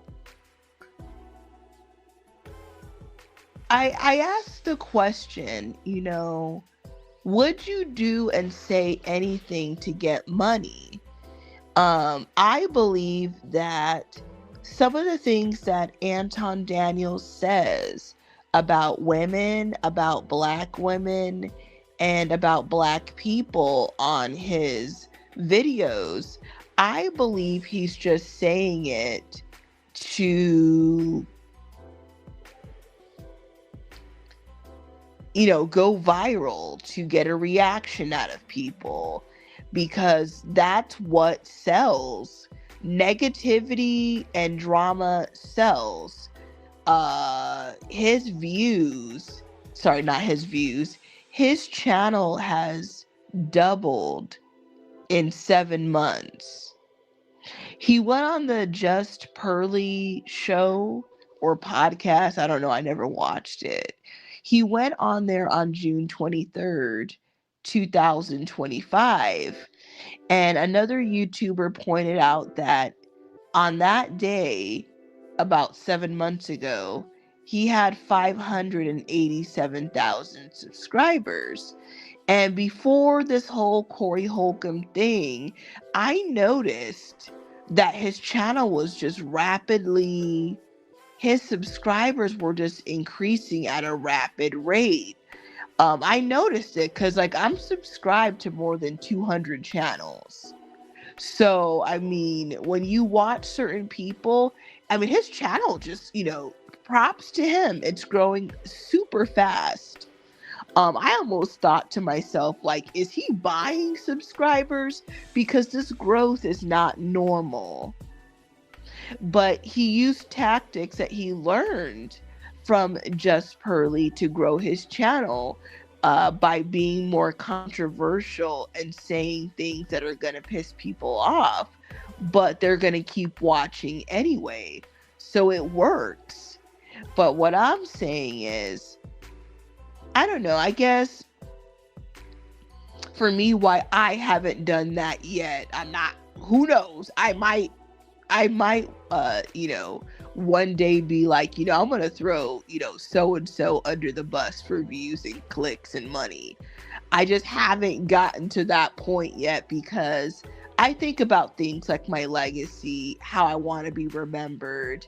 And if I got to the point where I had a sizable following, I want to be able to proudly be able to tell people in real life about what I do. Like, I guess this is work. So I would like to be able to proudly tell people what I do. I don't want to feel shame where I have to hide what I do, because I know that I'm saying things on my YouTube channel that are not right, that are rude, that are, that I know that when the person goes and clicks on the video, they're going to be like, WTF, what the fuck, like, oh my gosh, I can't believe she talks like this. So I think about that, obviously, nobody, I mean, who knows? Maybe when you die, you just die. But I would rather, I obviously, like, of course, I would like to be remembered in a positive light. Right now, who knows how I'd be remembered.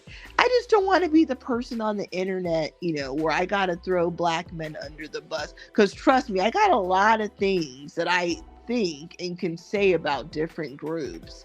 I just don't do it on my channel. Who knows? Maybe I'll switch up one day, and then you guys might be talking about me.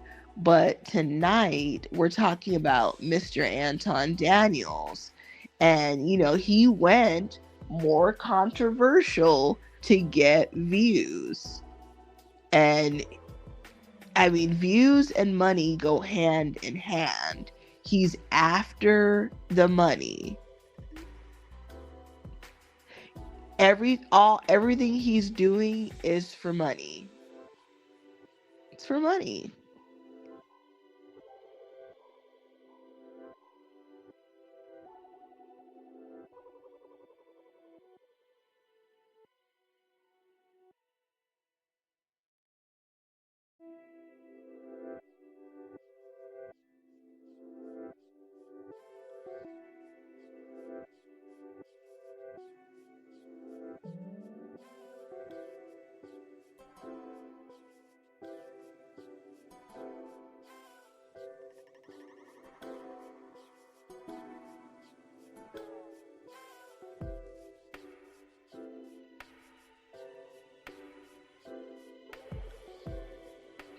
We've got a comment here from Don Fetty. Thank you for your comment and participation. I really appreciate that. Yeah, Anton Daniels. Okay, is he really that bad? Probably not. I mean, well, is he? Okay, he's not as bad as some other people like the Hodge twins. Oh, okay. We got another comment here. Thank you. I'm not too much up on the guy's content. I saw the drama with him and Corey Holcomb. All right, so while you're in here, I'm going to ask you some questions then. Okay, so who do you think, well, how about this? Do you think that Anton Daniels or Corey Holcomb were serious about, going outside and handling their business like men? Like, I'm sure you've seen the clip. I believe Anton was the one saying, let's go outside. Like, I don't want to say what I think. I would like you to answer that if you're still in here. Do you believe that they were serious? Like, they were about it? Do you guys think that they were serious? Or were they pump faking, hoping that the other one wasn't gonna be like for real? And so yeah, that's my question. So hopefully you answer like pretty quick.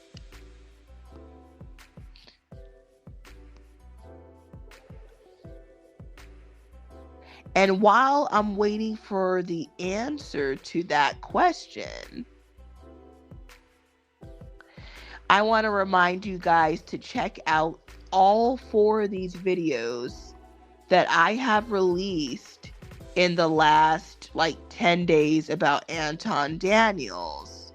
So take a mental note of these videos and make sure that you guys check them out. So make sure that you guys like this channel and make sure that you guys are subscribed to the channel and make sure that you like this live stream. We're going to see if he's going to answer the question.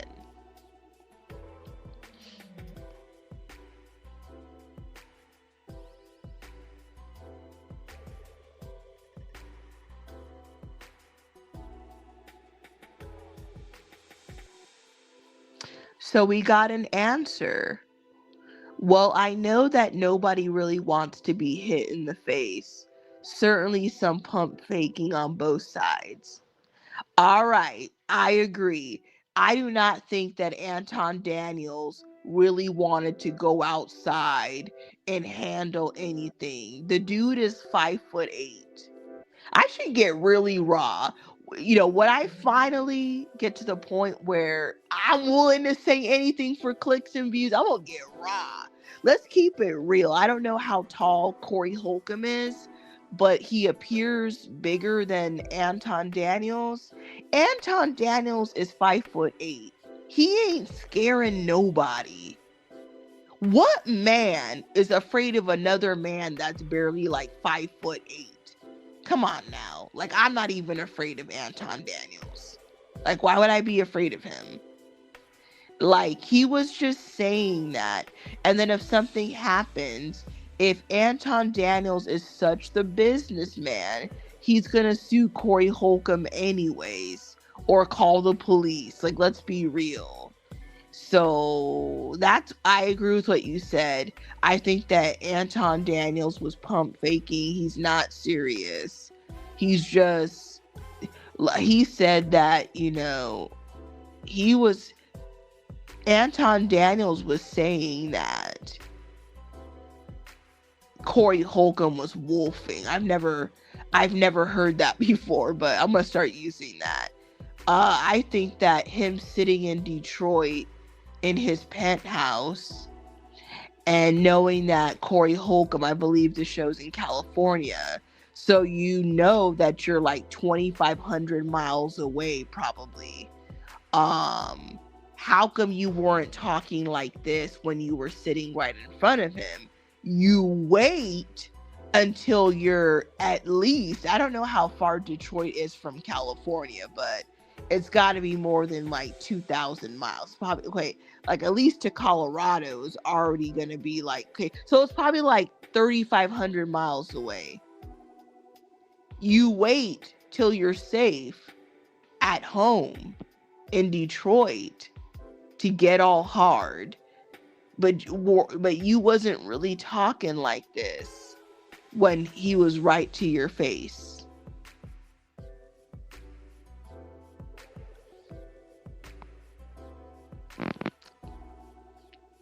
Okay, we got another comment. Let me change the background real quick. While I'm changing the background, can you guys believe it? This is a great time to like this stream and hit that notification bell so that you don't miss other lives like this. Oh my God. We got a comment. It's easy to get riled up, then be like, really, I don't want to get into a physical altercation. I'm 5'7" and I'll fight, but I don't want to have to fight if I'm not invested in fighting. I will say this, for myself anyways. I'm not really trying to physically fight nobody. I just want to be at peace. Like, that's just the I don't know, how would I say this? That's just where I'm at right now. I don't want to be fighting and doing all this, like, every day. I'm tired. Like, I'm not like tired, but I mean, like, I don't want to do that. I just want to be to myself. I don't want no drama. I don't want no problems. Like, I really don't. Like, I really don't.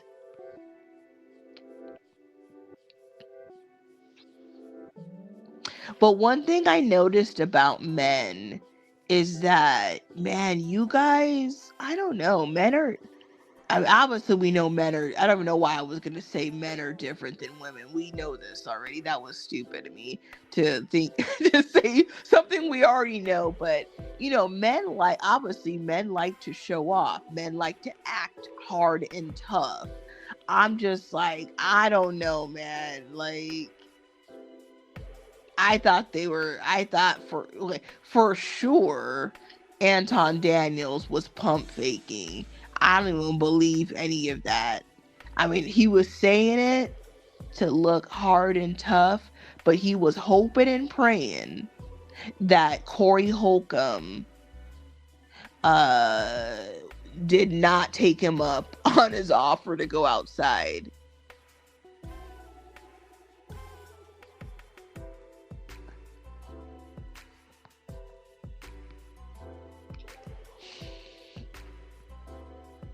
If I'm upset enough, I'd fight anyone. So, Don Fetty, what part of the country are you watching from?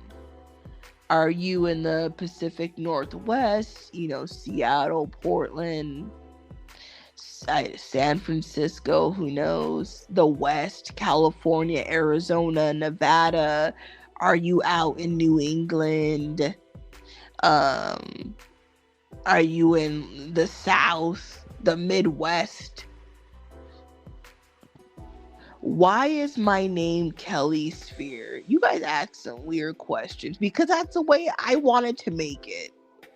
My name is Kelly, and that's just how I name my channel. I don't know how else to answer that question. Why do people name channels all types of names? Because that's what the hell they wanted to do.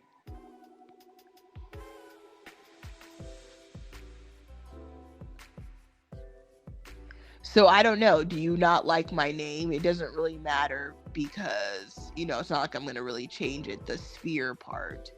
Man, you ask, I don't know. It's not really that deep. I just picked the name. When I started this channel 2 years ago, I started YouTube on February 14th, 2024. If you guys don't believe me, you can go to my page right now and see I started on February 14th, 2024. I was going by the Kelly, but you could never find my name. Oh, watch that tone. Well, you know how black women are. They got attitudes and shit. So so you could never find my channel in the search bar. So I wanted to keep the Kelly because I am Kelly. And I am Kelly. So I don't know. It's just something. I think one day, finally, after like a year and some months, I went to like a place where they like, I don't know. I don't know. I did something where I used my name and then was thinking of like ideas like to change my name to. So now if you if you type the Kelly Sphere, like do it right now, guys. But before you do it, like the stream. Like the stream and subscribe right now. If you type the Kelly Sphere in your YouTube search bar, I come up. But before, if you just type the Kelly, then Kelly Rowland, Kelly Clarkson, Kelly Ripa, like obviously other popular Kellys, they were popping up. You couldn't even find me like at all. So, it's just, it is what it is. I like it and it's what it's gonna be. You better watch that tone.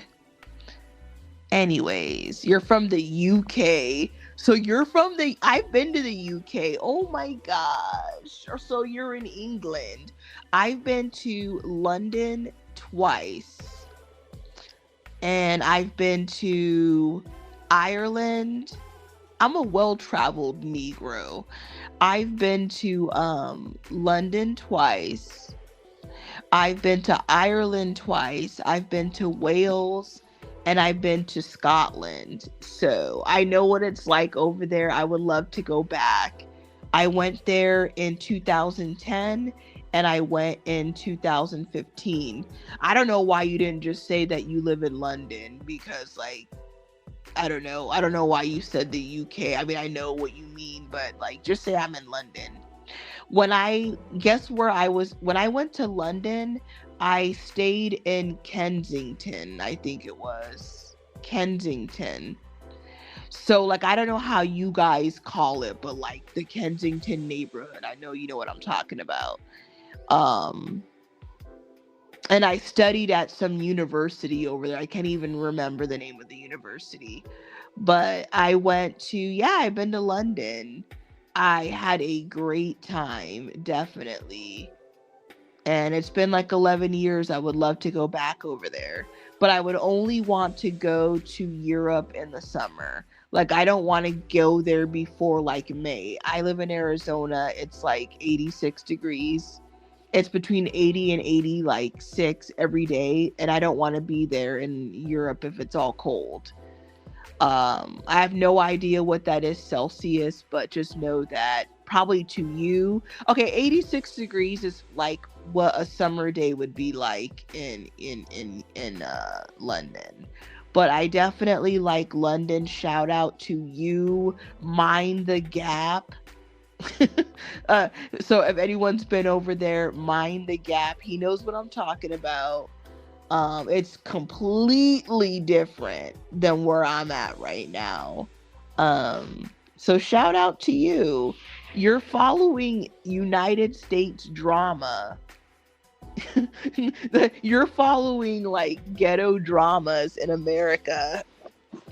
You know what's weird? How come like I don't see like a lot of people like in Europe like on YouTube? I feel like YouTube is mostly just Americans. Like I don't see like European people. Like I don't know. I don't really see those. I don't get me wrong. I've seen some. But not very many.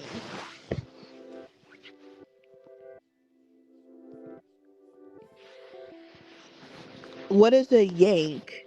Like the New York Yankees? Like, I don't know. Oh my gosh, you got somebody hating on you right now.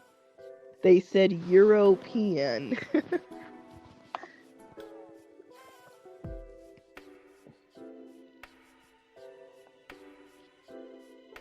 London. Well, I'm glad to have. Oh my gosh. I'm glad to have people listening and watching from Europe. That is awesome. So for you, if you're in London, then it'd be about 9 o'clock in the morning, am I right? Without me looking it up, it's like 9:06 in the morning. It's either 9:06 or 10:06. So let me know in the comment section what time it is in London. Because I believe that, where I am is 8 hours behind.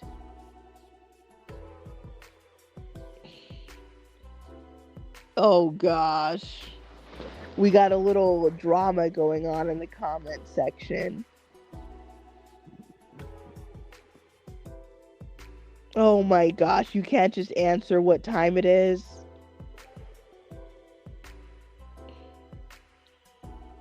Apparently we got people watching the live from College Park, Georgia.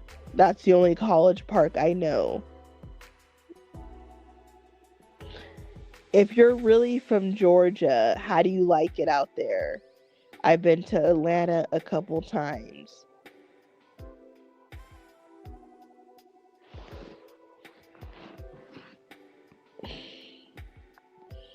Mm-mm.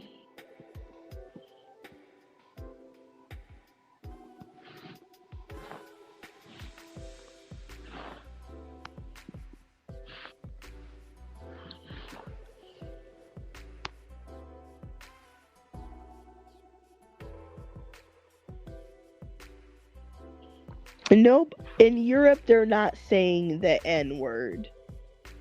Come on now.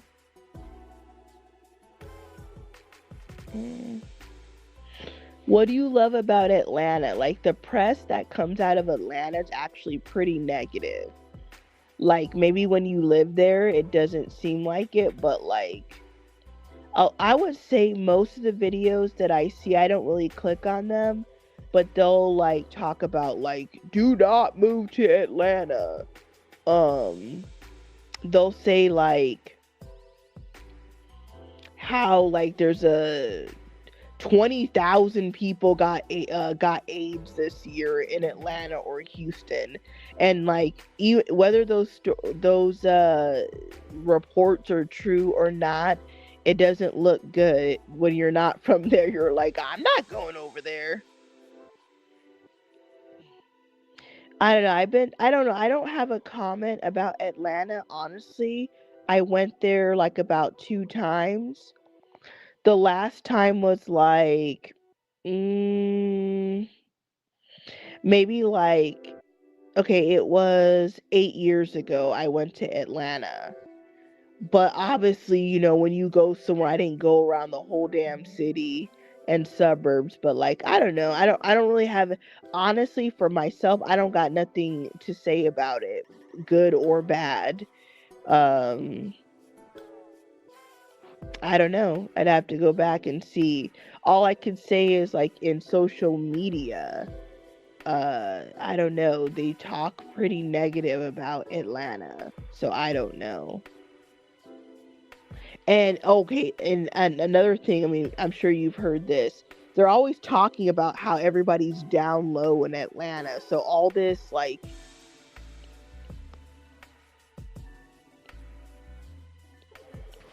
so like, I don't know, that's just what people talk about, like about Atlanta. So it's like it doesn't appeal to me like, oh, I want to go over there if everybody's on the down low, like like like I don't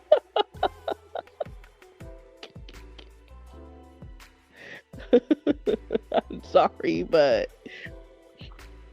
If you didn't live there and all people talk about Atlanta for is, yeah, of course they talk about the Black Mecca, but they also talk about every dude is down low. I see videos and pictures like on Instagram of men are wearing dresses now. Not dresses.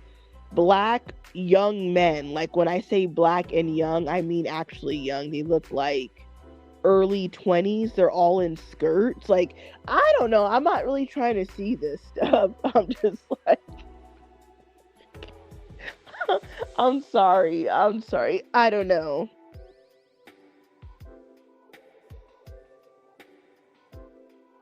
Like where I live, we have, those type of people, but it seems like in a place like Atlanta, it'd be like times 20. Like a lot. But I don't know. I'm not trying to hate on Atlanta. I wouldn't mind going over there, of course. I would go anywhere. I would have to go back over there. I would have to go to Georgia for a couple weeks.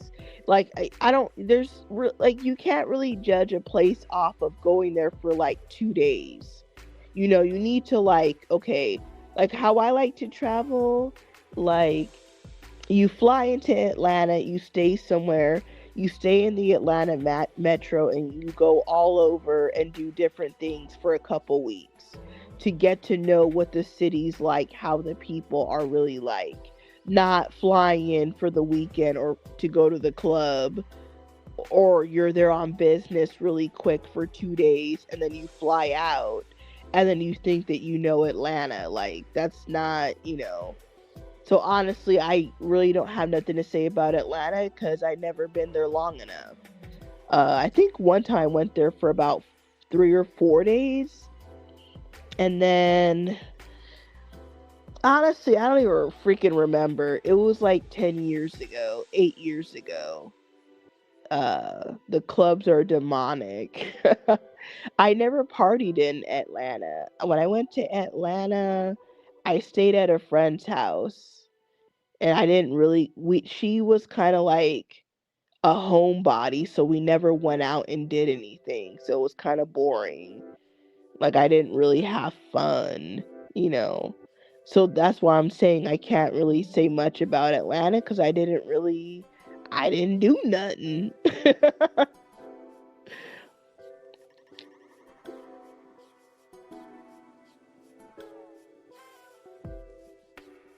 But I don't think I would talk to any guy from there because, like, I don't know, man.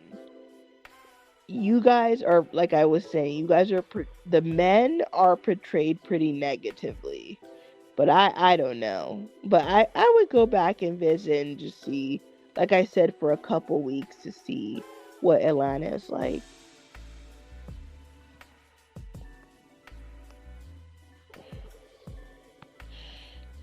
We got a comment. You were close to my sides when you were in the UK. I don't know what sides mean. What did I do in the UK? Well, as someone who has a channel talking about other people, I don't normally talk about myself. But all right. Okay, so I went to the UK twice. I went with my university that I graduated from, which is Arizona State, and I did what they call a study abroad. So I went to Europe. I did a study abroad where it was London, Dublin, and Edinburgh. It was 6 weeks. So we flew from Phoenix, Arizona to London nonstop. And we flew from Phoenix to London. I studied, honestly, I would have to look all this up, like what schools I was attending, but I studied at, a study abroad is basically I'm taking classes from Arizona State, but we are doing them over in Europe, right? So I don't know. I went to some school in London, can't remember the name. And then, we were in London for like 3 weeks. And obviously, when the point of the study abroad is to get educated, to study, but you're also seeing that new place that you're going to. So I will say this about London. I had an amazing time. It is probably the best trip I ever took, because I would say, because it was the longest one. Like, it was a 6 week trip.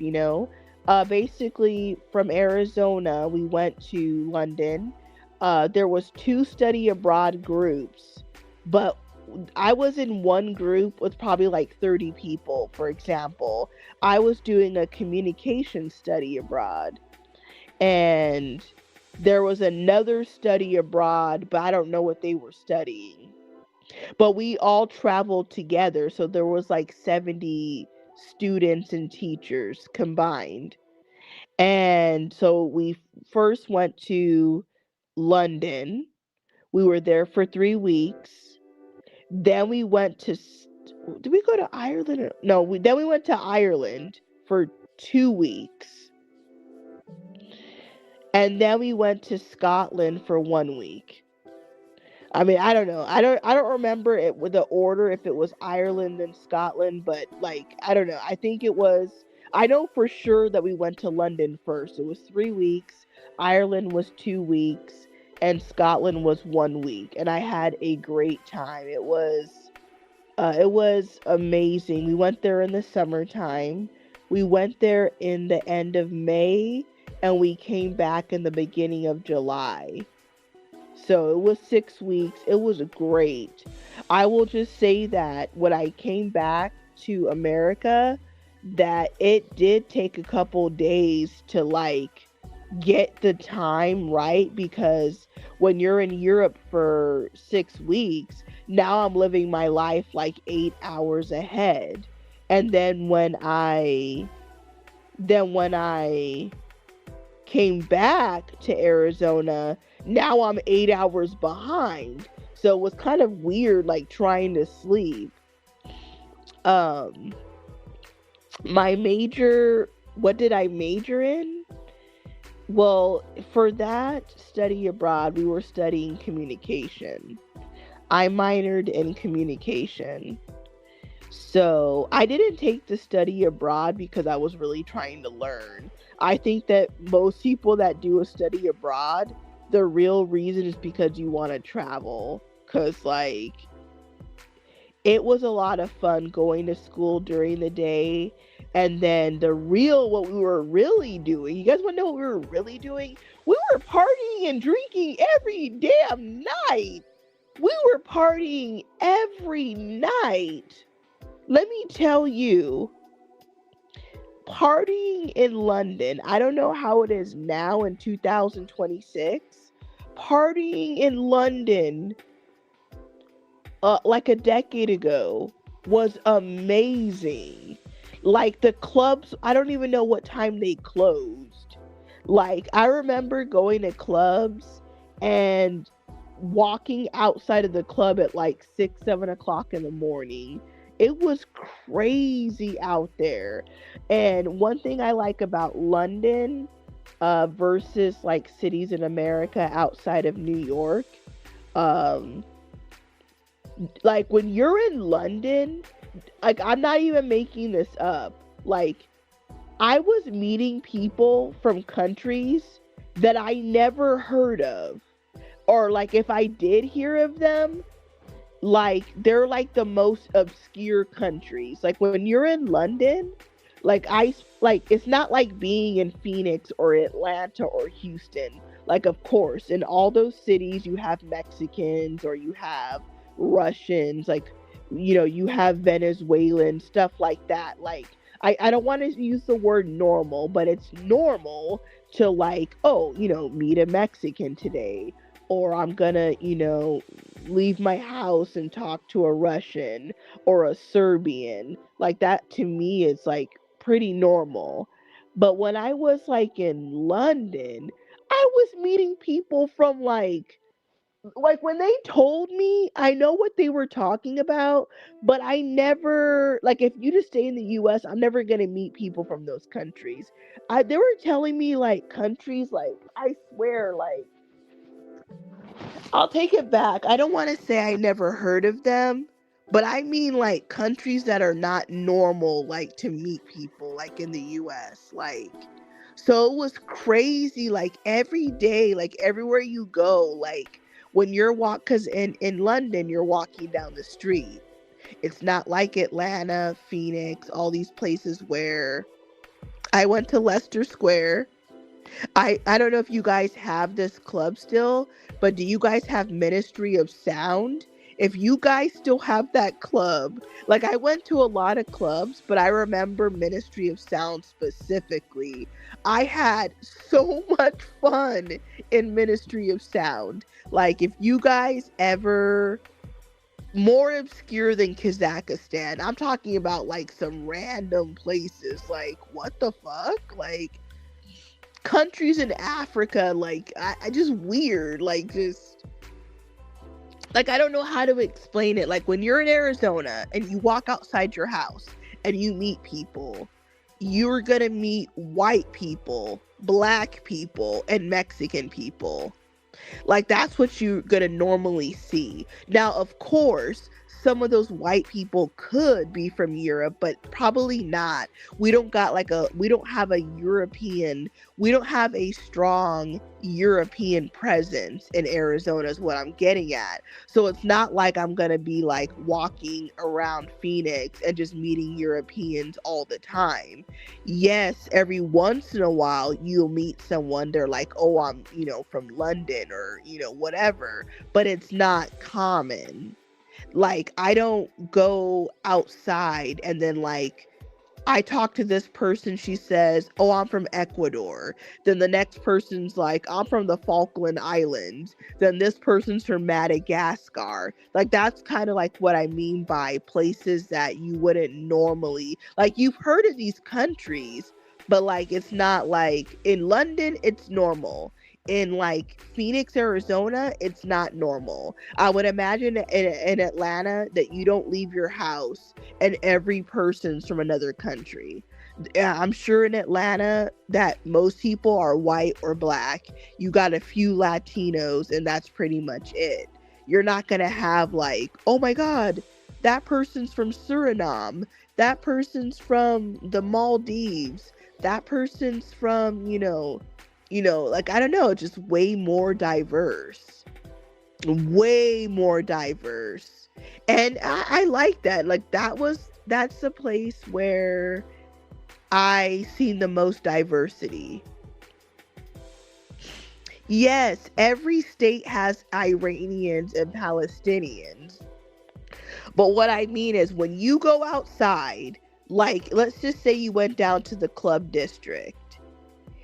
Since Atlanta's like heavily black, it's gonna skew like very black, where you are. When you're like in London, where all the clubs are, it's not skewing like heavily black.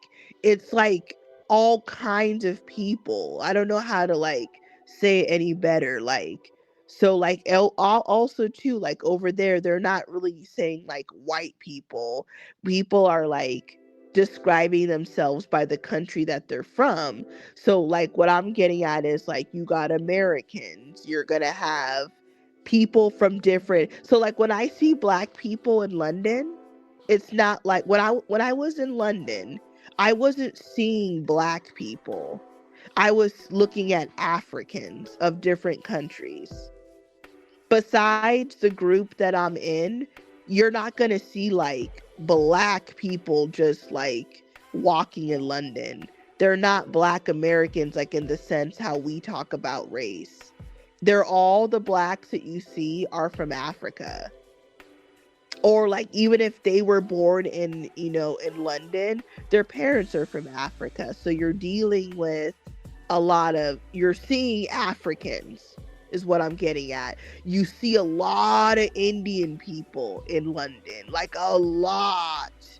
like a lot of Indians, a lot of African people, and a lot of countries that are like I would consider obscure.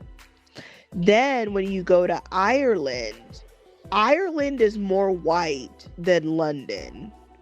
Ireland doesn't really have all these other races or all these different countries over there.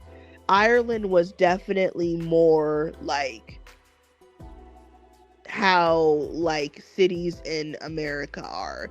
It was mostly just Irish people, you know, the locals or whatever. And I believe Scotland was pretty much the same way. I'm not saying that there wasn't other races there, but it was not very many. But London was like the mecca. Like, I don't know. That was a true melting pot. So Don Fetty knows what I'm talking about. Like, London is a true melting pot. Out of everywhere I've ever been, that had the most diversity I've ever seen. And so London sums up, it was great. The only thing I will say is the food tastes better in America. I'm sorry. Food over there, I don't know, man. There were some places, but things cost too much when you're from America. Well, I don't know how the British pound is right now. I think it's been devalued, but when I went there, it was worth like 33% more than America. So you're losing a lot of money every time you buy something when you're American going over there. So things were very expensive, and I don't know. I didn't think the food I think American food tastes way better. Obviously, I'm not saying that every restaurant in America tastes good. They don't. But like, I don't know, like their versions of American food, the American food tastes better in America than getting American food over there.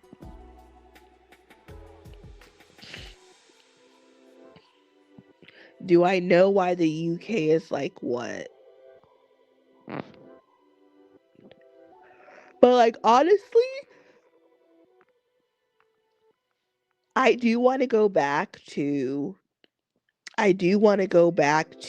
the UK because it's been like 10 years now since I've been there. But I would really like to go to like Portugal, Spain, Greece, Italy, like the Mediterranean countries. Like that's where I would like to go and see the Mediterranean. American food is black food. We got a new comment.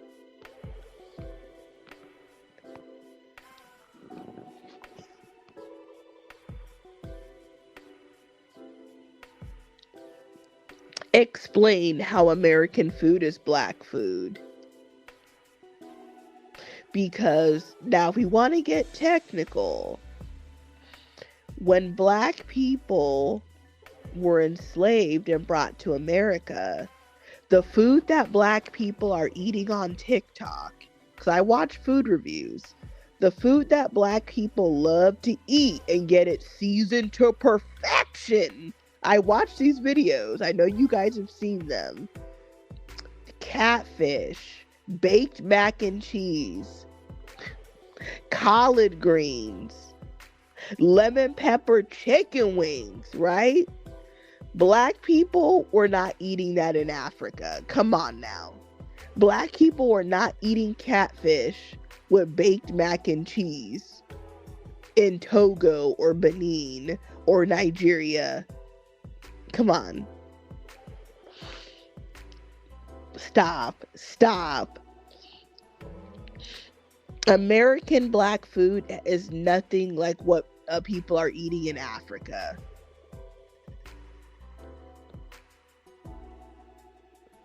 Yes, KFC is black American food now.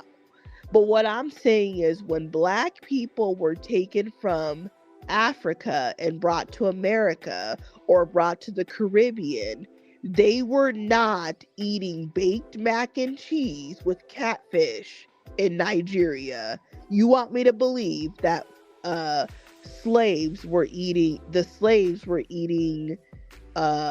catfish, lemon pepper chicken wings, baked mac and cheese, collard greens.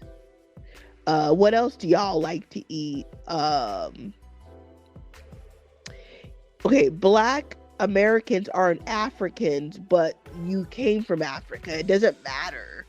But the point is, when you say American food is black food, black people came from Africa. When they were in Africa, they were not eating any of that.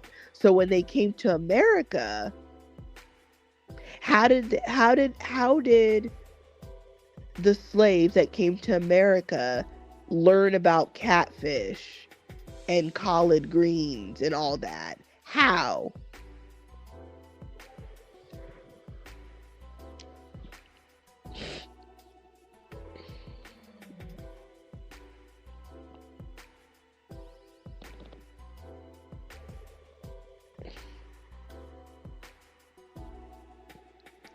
I didn't know that when you say South Indians, you mean people from India, right? I don't know what a South Indian is, but I know what an Indian is.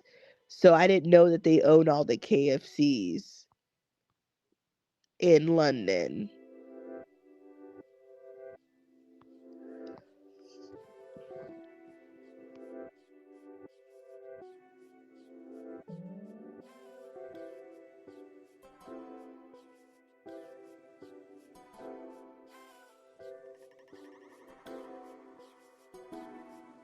So I got a question for you guys.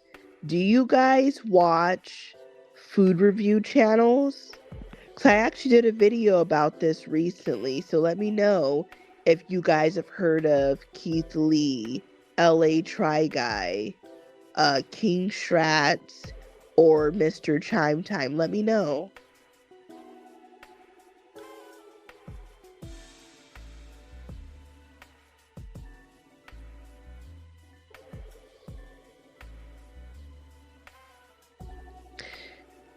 I want to remind you guys that my next video is dropping on February 10th. We are going to be talking about Serena Williams. So why don't you just say Sri Lankan? I know what a Sri Lankan is. When you say like terms like South Indian, I don't know what the hell that is. Like I like I know what a Sri Lankan is. I know what I know where the Maldives is, Pakistan. Like you can just say the name of the country. But back to Serena. If you guys are, whether you're a Serena fan or a hater, don't miss this video dropping on February 10th. We're going to be talking about the transformation of Serena Williams. Did she get surgery? Did she skin bleach? She looks dramatically different than how she used to look.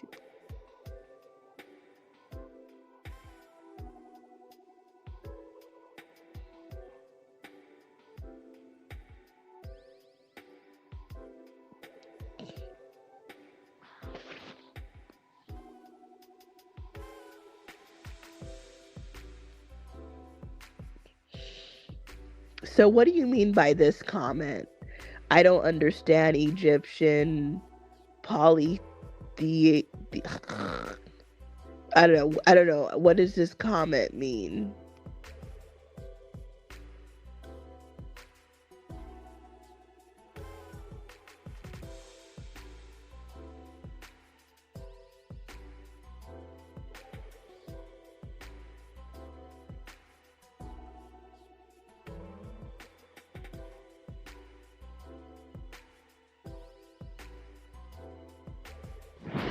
So to clarify, back to the comment about KFC. In London, KFC is really popular. So, do you guys have Popeye's chicken Do you guys have Church's Chicken? And what's the other one? Do you guys have Popeyes or Church's Chicken in London?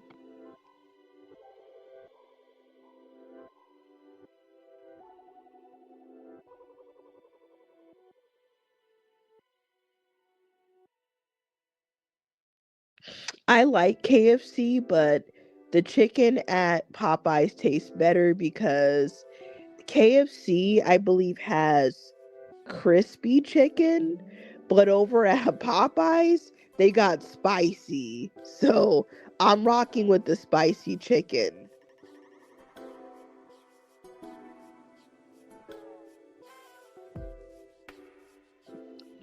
So Don Fetty, you don't see white people or, Europeans eating at KFC.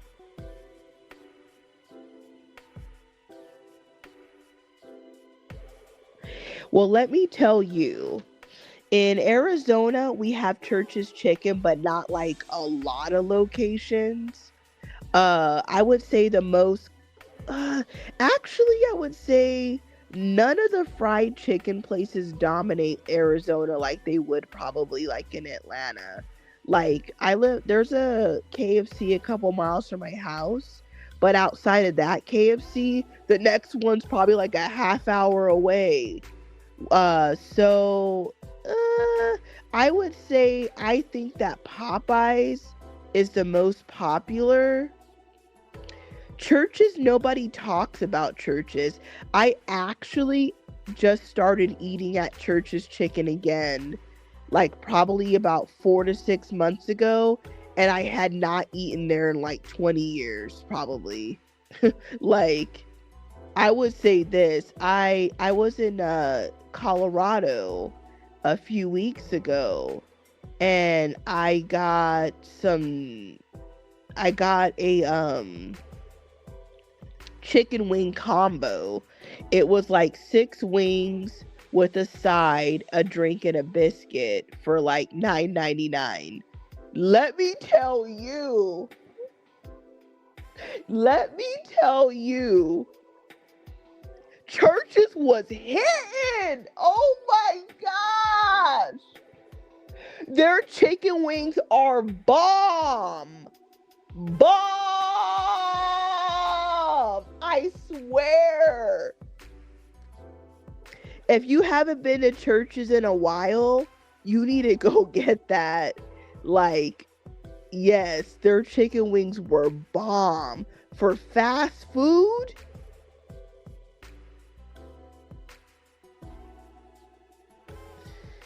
like, oh my gosh, Church's Chicken in Colorado was bomb.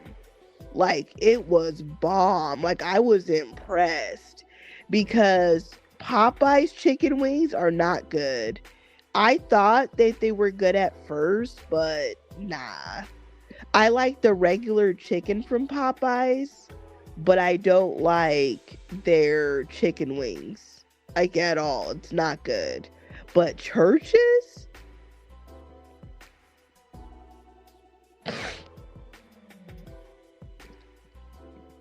The biscuit, this is how I see them. Okay. I thought about this before. I think that KFC has the best biscuit when it's fresh. I think that Church's chicken biscuit is also really good. I don't know why, but I don't like the biscuit anymore at Popeyes. I used to, but it's always kind of hard. And then as far as chicken wings go, I'm giving it to Church's. And as far as mashed potatoes go, oh, Popeyes, like for sure. Like, I don't know, the chicken wings is hitting at Churches. Like, I obviously every location's gonna be different how they cook, but the one I went to in Colorado was off the chain, man. It shit was fire.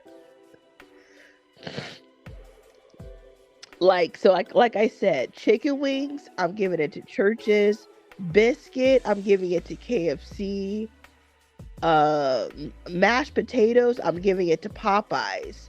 Now I also like Bojangles, but Bojangles is not on the West Coast, so I've only had it twice. I had it like in the North Carolina airport.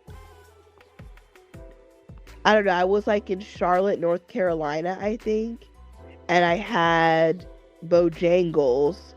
And then I did a road trip somewhere in Virginia or North Carolina, and I also had Bojangles. Like, oh my gosh, I just remember it was good. I don't know what their breakfast is like, but I would love to eat at Bojangles again. Why wouldn't they sell biscuits in the UK? That's bullshit.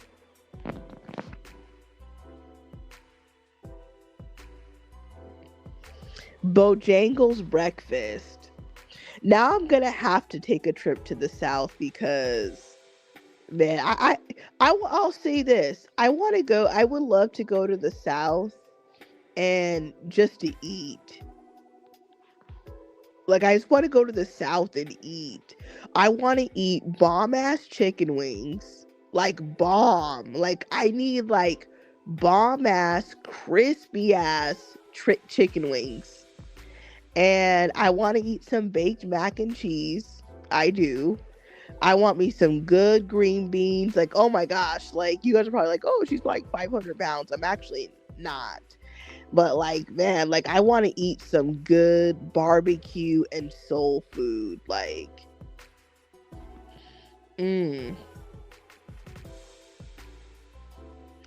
that's one thing to go to the South for, is just to eat.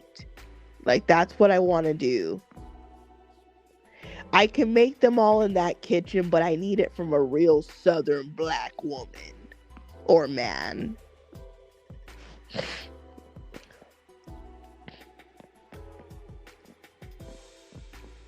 You guys are exporting your fast food culture over here.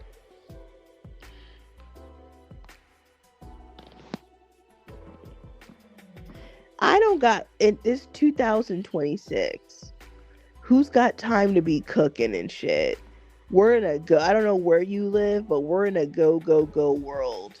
You work all day, you come home, you sleep, and then you wake back up and go back to work.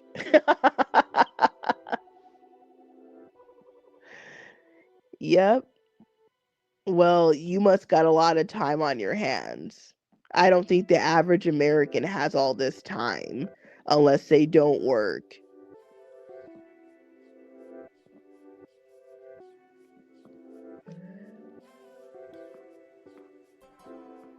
He meditates. Well, I don't got time to meditate. I got time to sleep, go on YouTube, and then go back to work.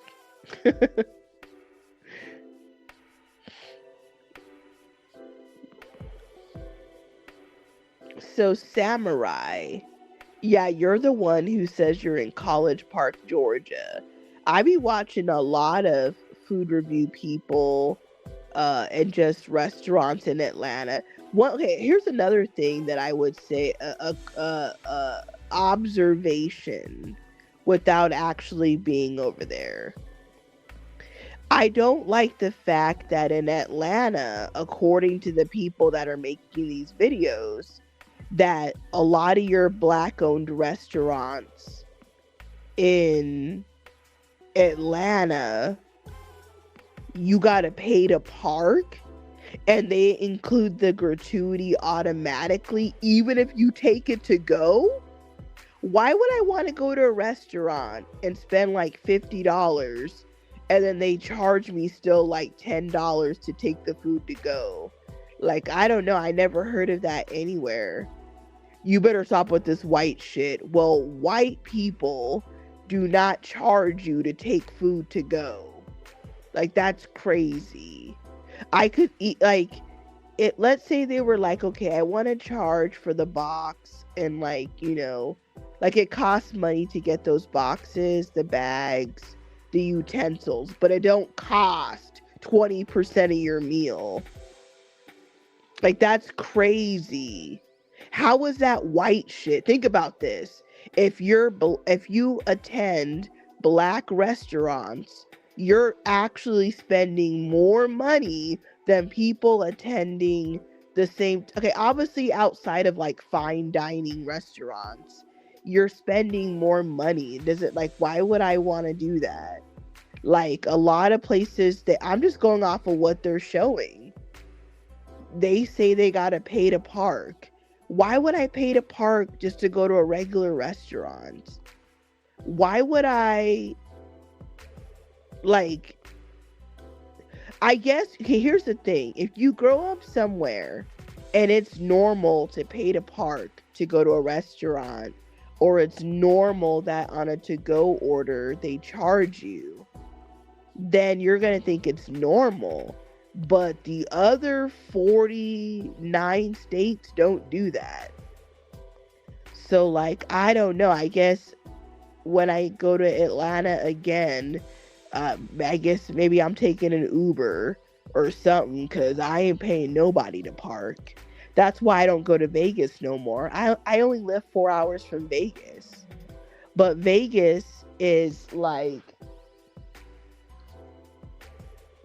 again, I don't know how old you guys are, but Vegas was a lot cheaper 15 years ago. Now they charge you to breathe in Las Vegas. Not really, but now they have all these resort fees, which make the price of your room almost double. Where before, you could get a nice hotel. You could get a nice hotel room in Vegas for 40 to 50 bucks a night. A nice room, not anything ghetto, right on the strip. But now, if I wanted to get that room, it might say 50, but then your resort fees also 50. Then like I just said, imagine you only live 4 hours from Vegas. So it's not like I'm gonna fly over there. Like, I could. There's probably like 30 or 40 flights a day. But when you live that close to a place like Vegas, now I got an advantage where I could drive my car up there, and I don't got to be paying for all these Ubers and Lyfts that are going to waste you like a lot of money. But now they charge for parking. Parking is like 20 to 40 bucks. So think about this. 15 years ago, 12 years ago, your hotel is $50. With taxes, it's probably $55. Now, the same fucking room is $50. Your resort fee's like $55. So now you're at $105. Now you got all these taxes. So now your room that used to be $55 with tax is probably like $120. Then you got to pay for parking. That's 20 to 40 bucks, which they never charged for parking before. So let's just say the parking's only 20. Okay. So now it's going to cost you $140 a day, where before it would cost you like $55. Now think about this. If you live like in a state that's very close to Las Vegas, and you drive your car up there, you're saving money from like taking shuttles and Ubers and all that, right? Well, let's say I pick one of the cheaper hotels that's like 55 bucks a night, and then I want to go to a show at Caesar's Palace in the middle of the strip. Now, I drove my car there so I could get around, buy things and all that, so I don't feel trapped. So now, if I move my car from the resort that I'm staying in, and then I drive to another hotel to attend a show, I gotta pay for parking over there too. So you know what? I don't even go to Vegas no more. I ain't paying nobody for parking. I'm not paying. Like, I'm serious. Like, a lot of people will say like that they're not gonna do something. I don't go there anymore. And like, I don't know what you guys watch on YouTube, but there's like thousands of videos about Las Vegas. and how the tourism is down. There's been viral videos about $26 bottles of water. Like, that's crazy. A $26 bottle of water, and Vegas reaches temperatures up to 120 degrees, and they're trying to sell people bottles of water for $26. So I don't even go there anymore. I can gamble where I live, and I'm not paying nobody no resort fee, and I'm not paying nobody to park. Sorry, I'm not paying it. I'm thankful that I went to Vegas before it got too expensive. Like, it's just stupid. Like, this is one thing I don't like about America is the greed. Everything is about greed.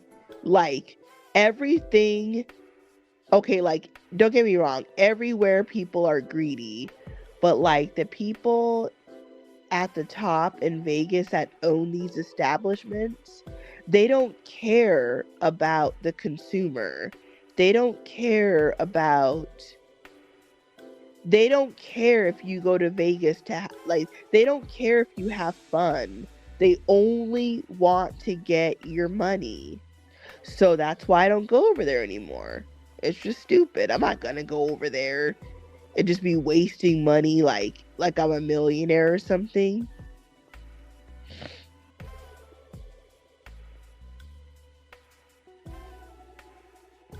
Well, white people, yes. Well, look, I'm not paying black people in Atlanta to park a car, and I'm not paying white people in Vegas to park a car. I guess my car will stay parked in Arizona for free. Like, I live so close to Vegas. I've been there so many times. It doesn't mean the same thing for me than somebody who lives like far away. Like, I'm just imagining that, like if I was in Atlanta and somebody was like, you want to go to Vegas, it's going to seem like a big deal because, you're farther away.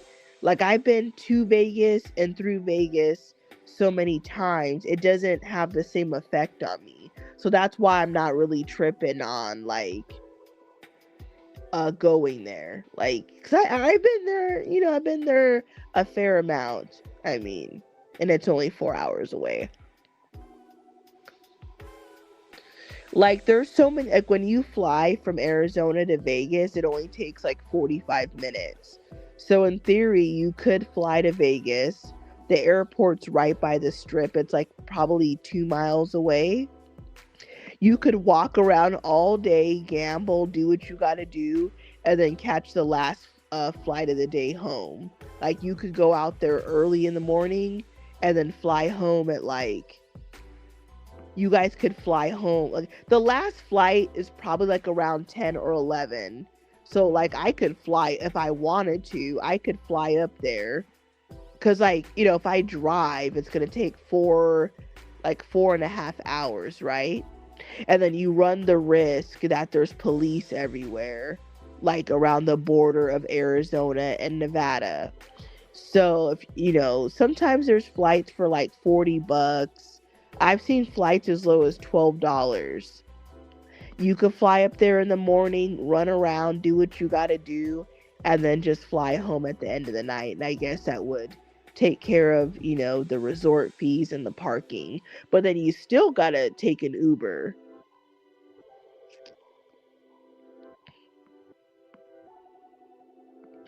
I'm not even talking about the UK. Is Las Vegas in the UK?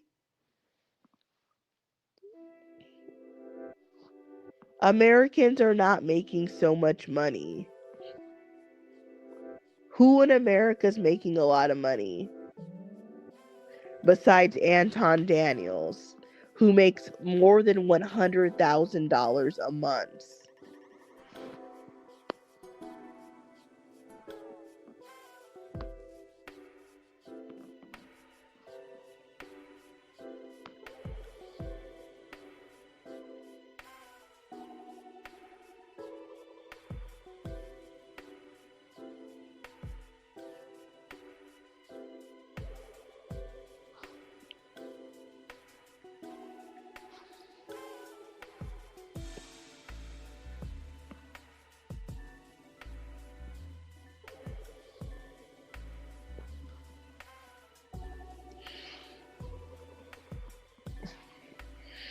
But like I said, I am paying no white person or black person to park a car.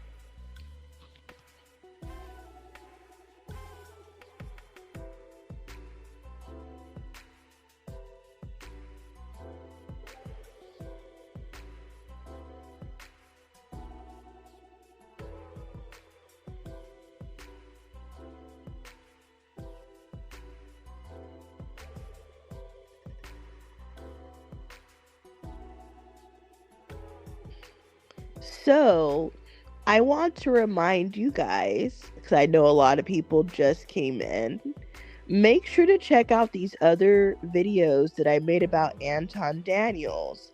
All of these videos came out in the last 10 days. So make sure that you guys check out these videos. Make sure that you guys are subscribed to the channel. We got some new people in here writing comments. I've been live for 3 hours and 31 minutes, so I don't really feel like rehashing the same talking points that I was talking about. What you just said about how Anton Daniels doesn't have anything bad to say about white men.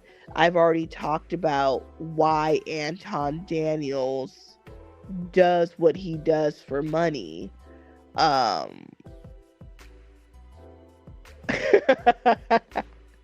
I love this comment.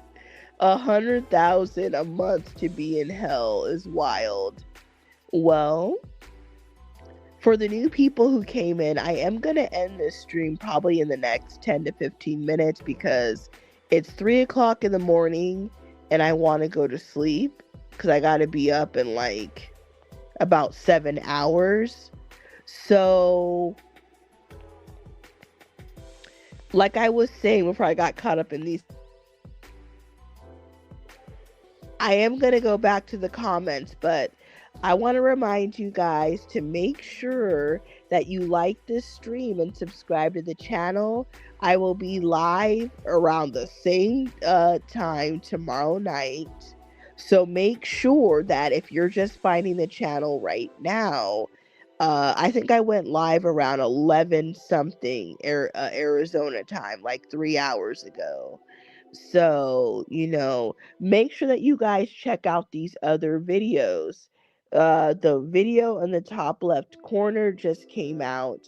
I guess you could say yesterday now. It's almost at 1,600 views. So make sure that you guys check it out. And then I want to remind you guys, don't miss my next video. We're talking about the transformation of Serena Williams. Did she get surgery? It's going to come out on February 10th. We're going to talk about the weight loss drugs that she's taking, if she's skin bleached. Why does she look dramatically different? This ain't the Serena that I know. So make sure that you guys do not miss that video. So make sure that you guys like this video right now. Like it right now. I'm going to take a quick 60-second break so I could drink an ice cold bottle of water, and I'll be back.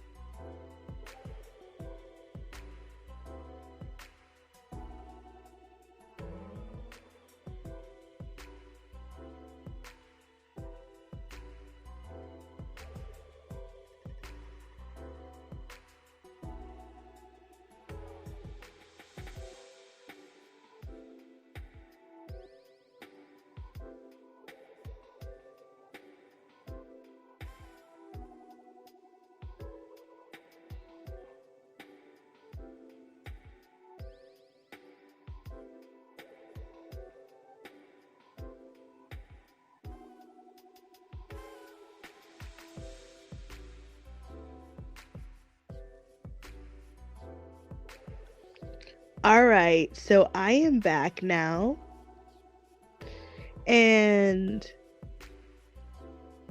I want to address a few comments. Don Fetty says, I talk all that nonsense for 100,000 a month. So you would sell your soul for 100,000 a month. What is the lowest amount required for you to sell your soul? Be honest. Would you sell it for 5,000 a month? Let me know. And I love this comment. I didn't know that Anton Daniels dissed Malcolm X. If you are still here, what was the diss about?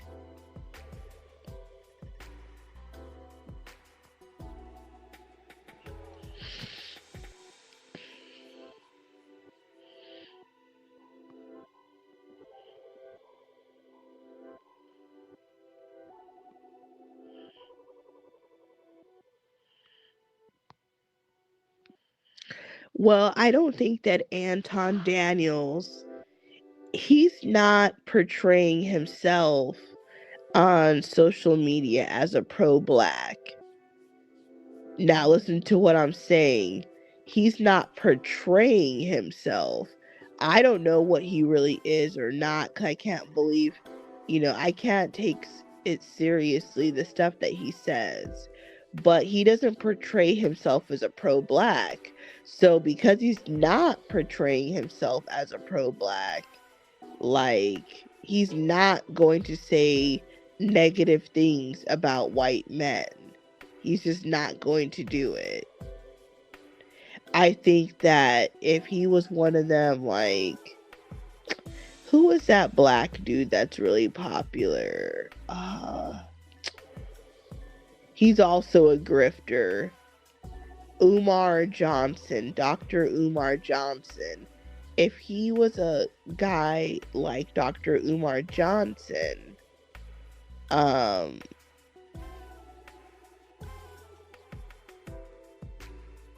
don't even know what I was going to say next. If he was a man like Umar Johnson, somebody like that doesn't care to say disparaging comments about white men. But Anton Daniels is not trying to piss off white America. He's trying to get into their audience. Everything is about clicks, views, and money. Everything.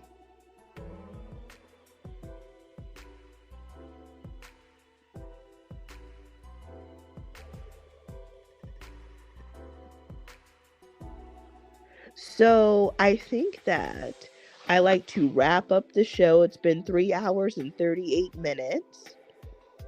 Before you guys run, make sure that you guys like this stream right now.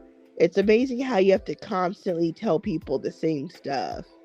But make sure that you guys like the stream right now.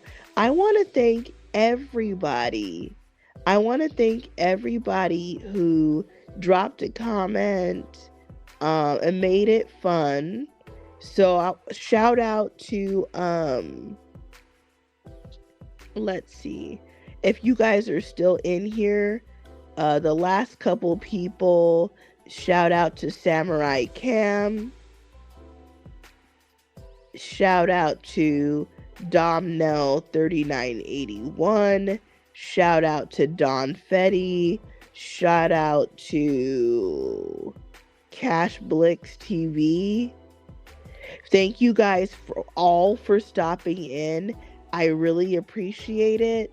I really appreciate it. It was a good time. Let's see.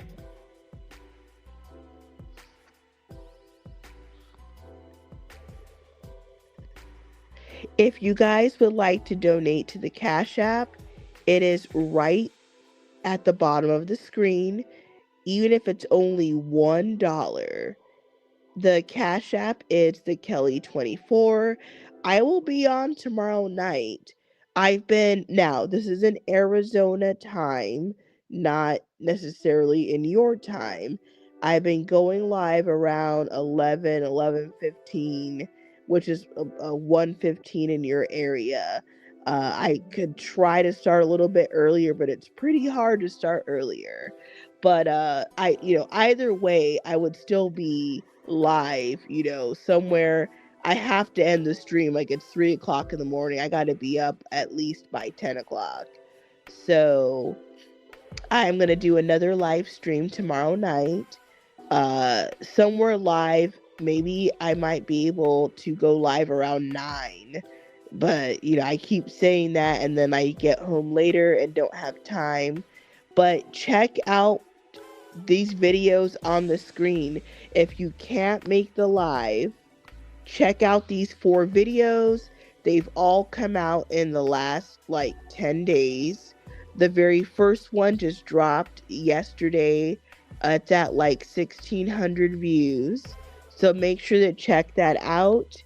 Make sure that you guys hit the notification bell so that you're reminded when I go live.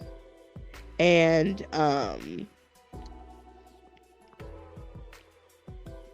don't forget to check out this video that I have on the screen right now. We got another comment. Okay, so I'm going to end the stream. Thank you guys all for coming in. I hope to see you guys tomorrow night, or I hope to see you guys commenting on one of my latest videos that are right here.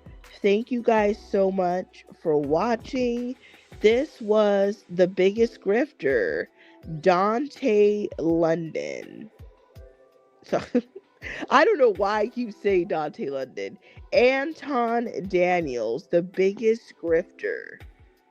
So I will see you guys tomorrow night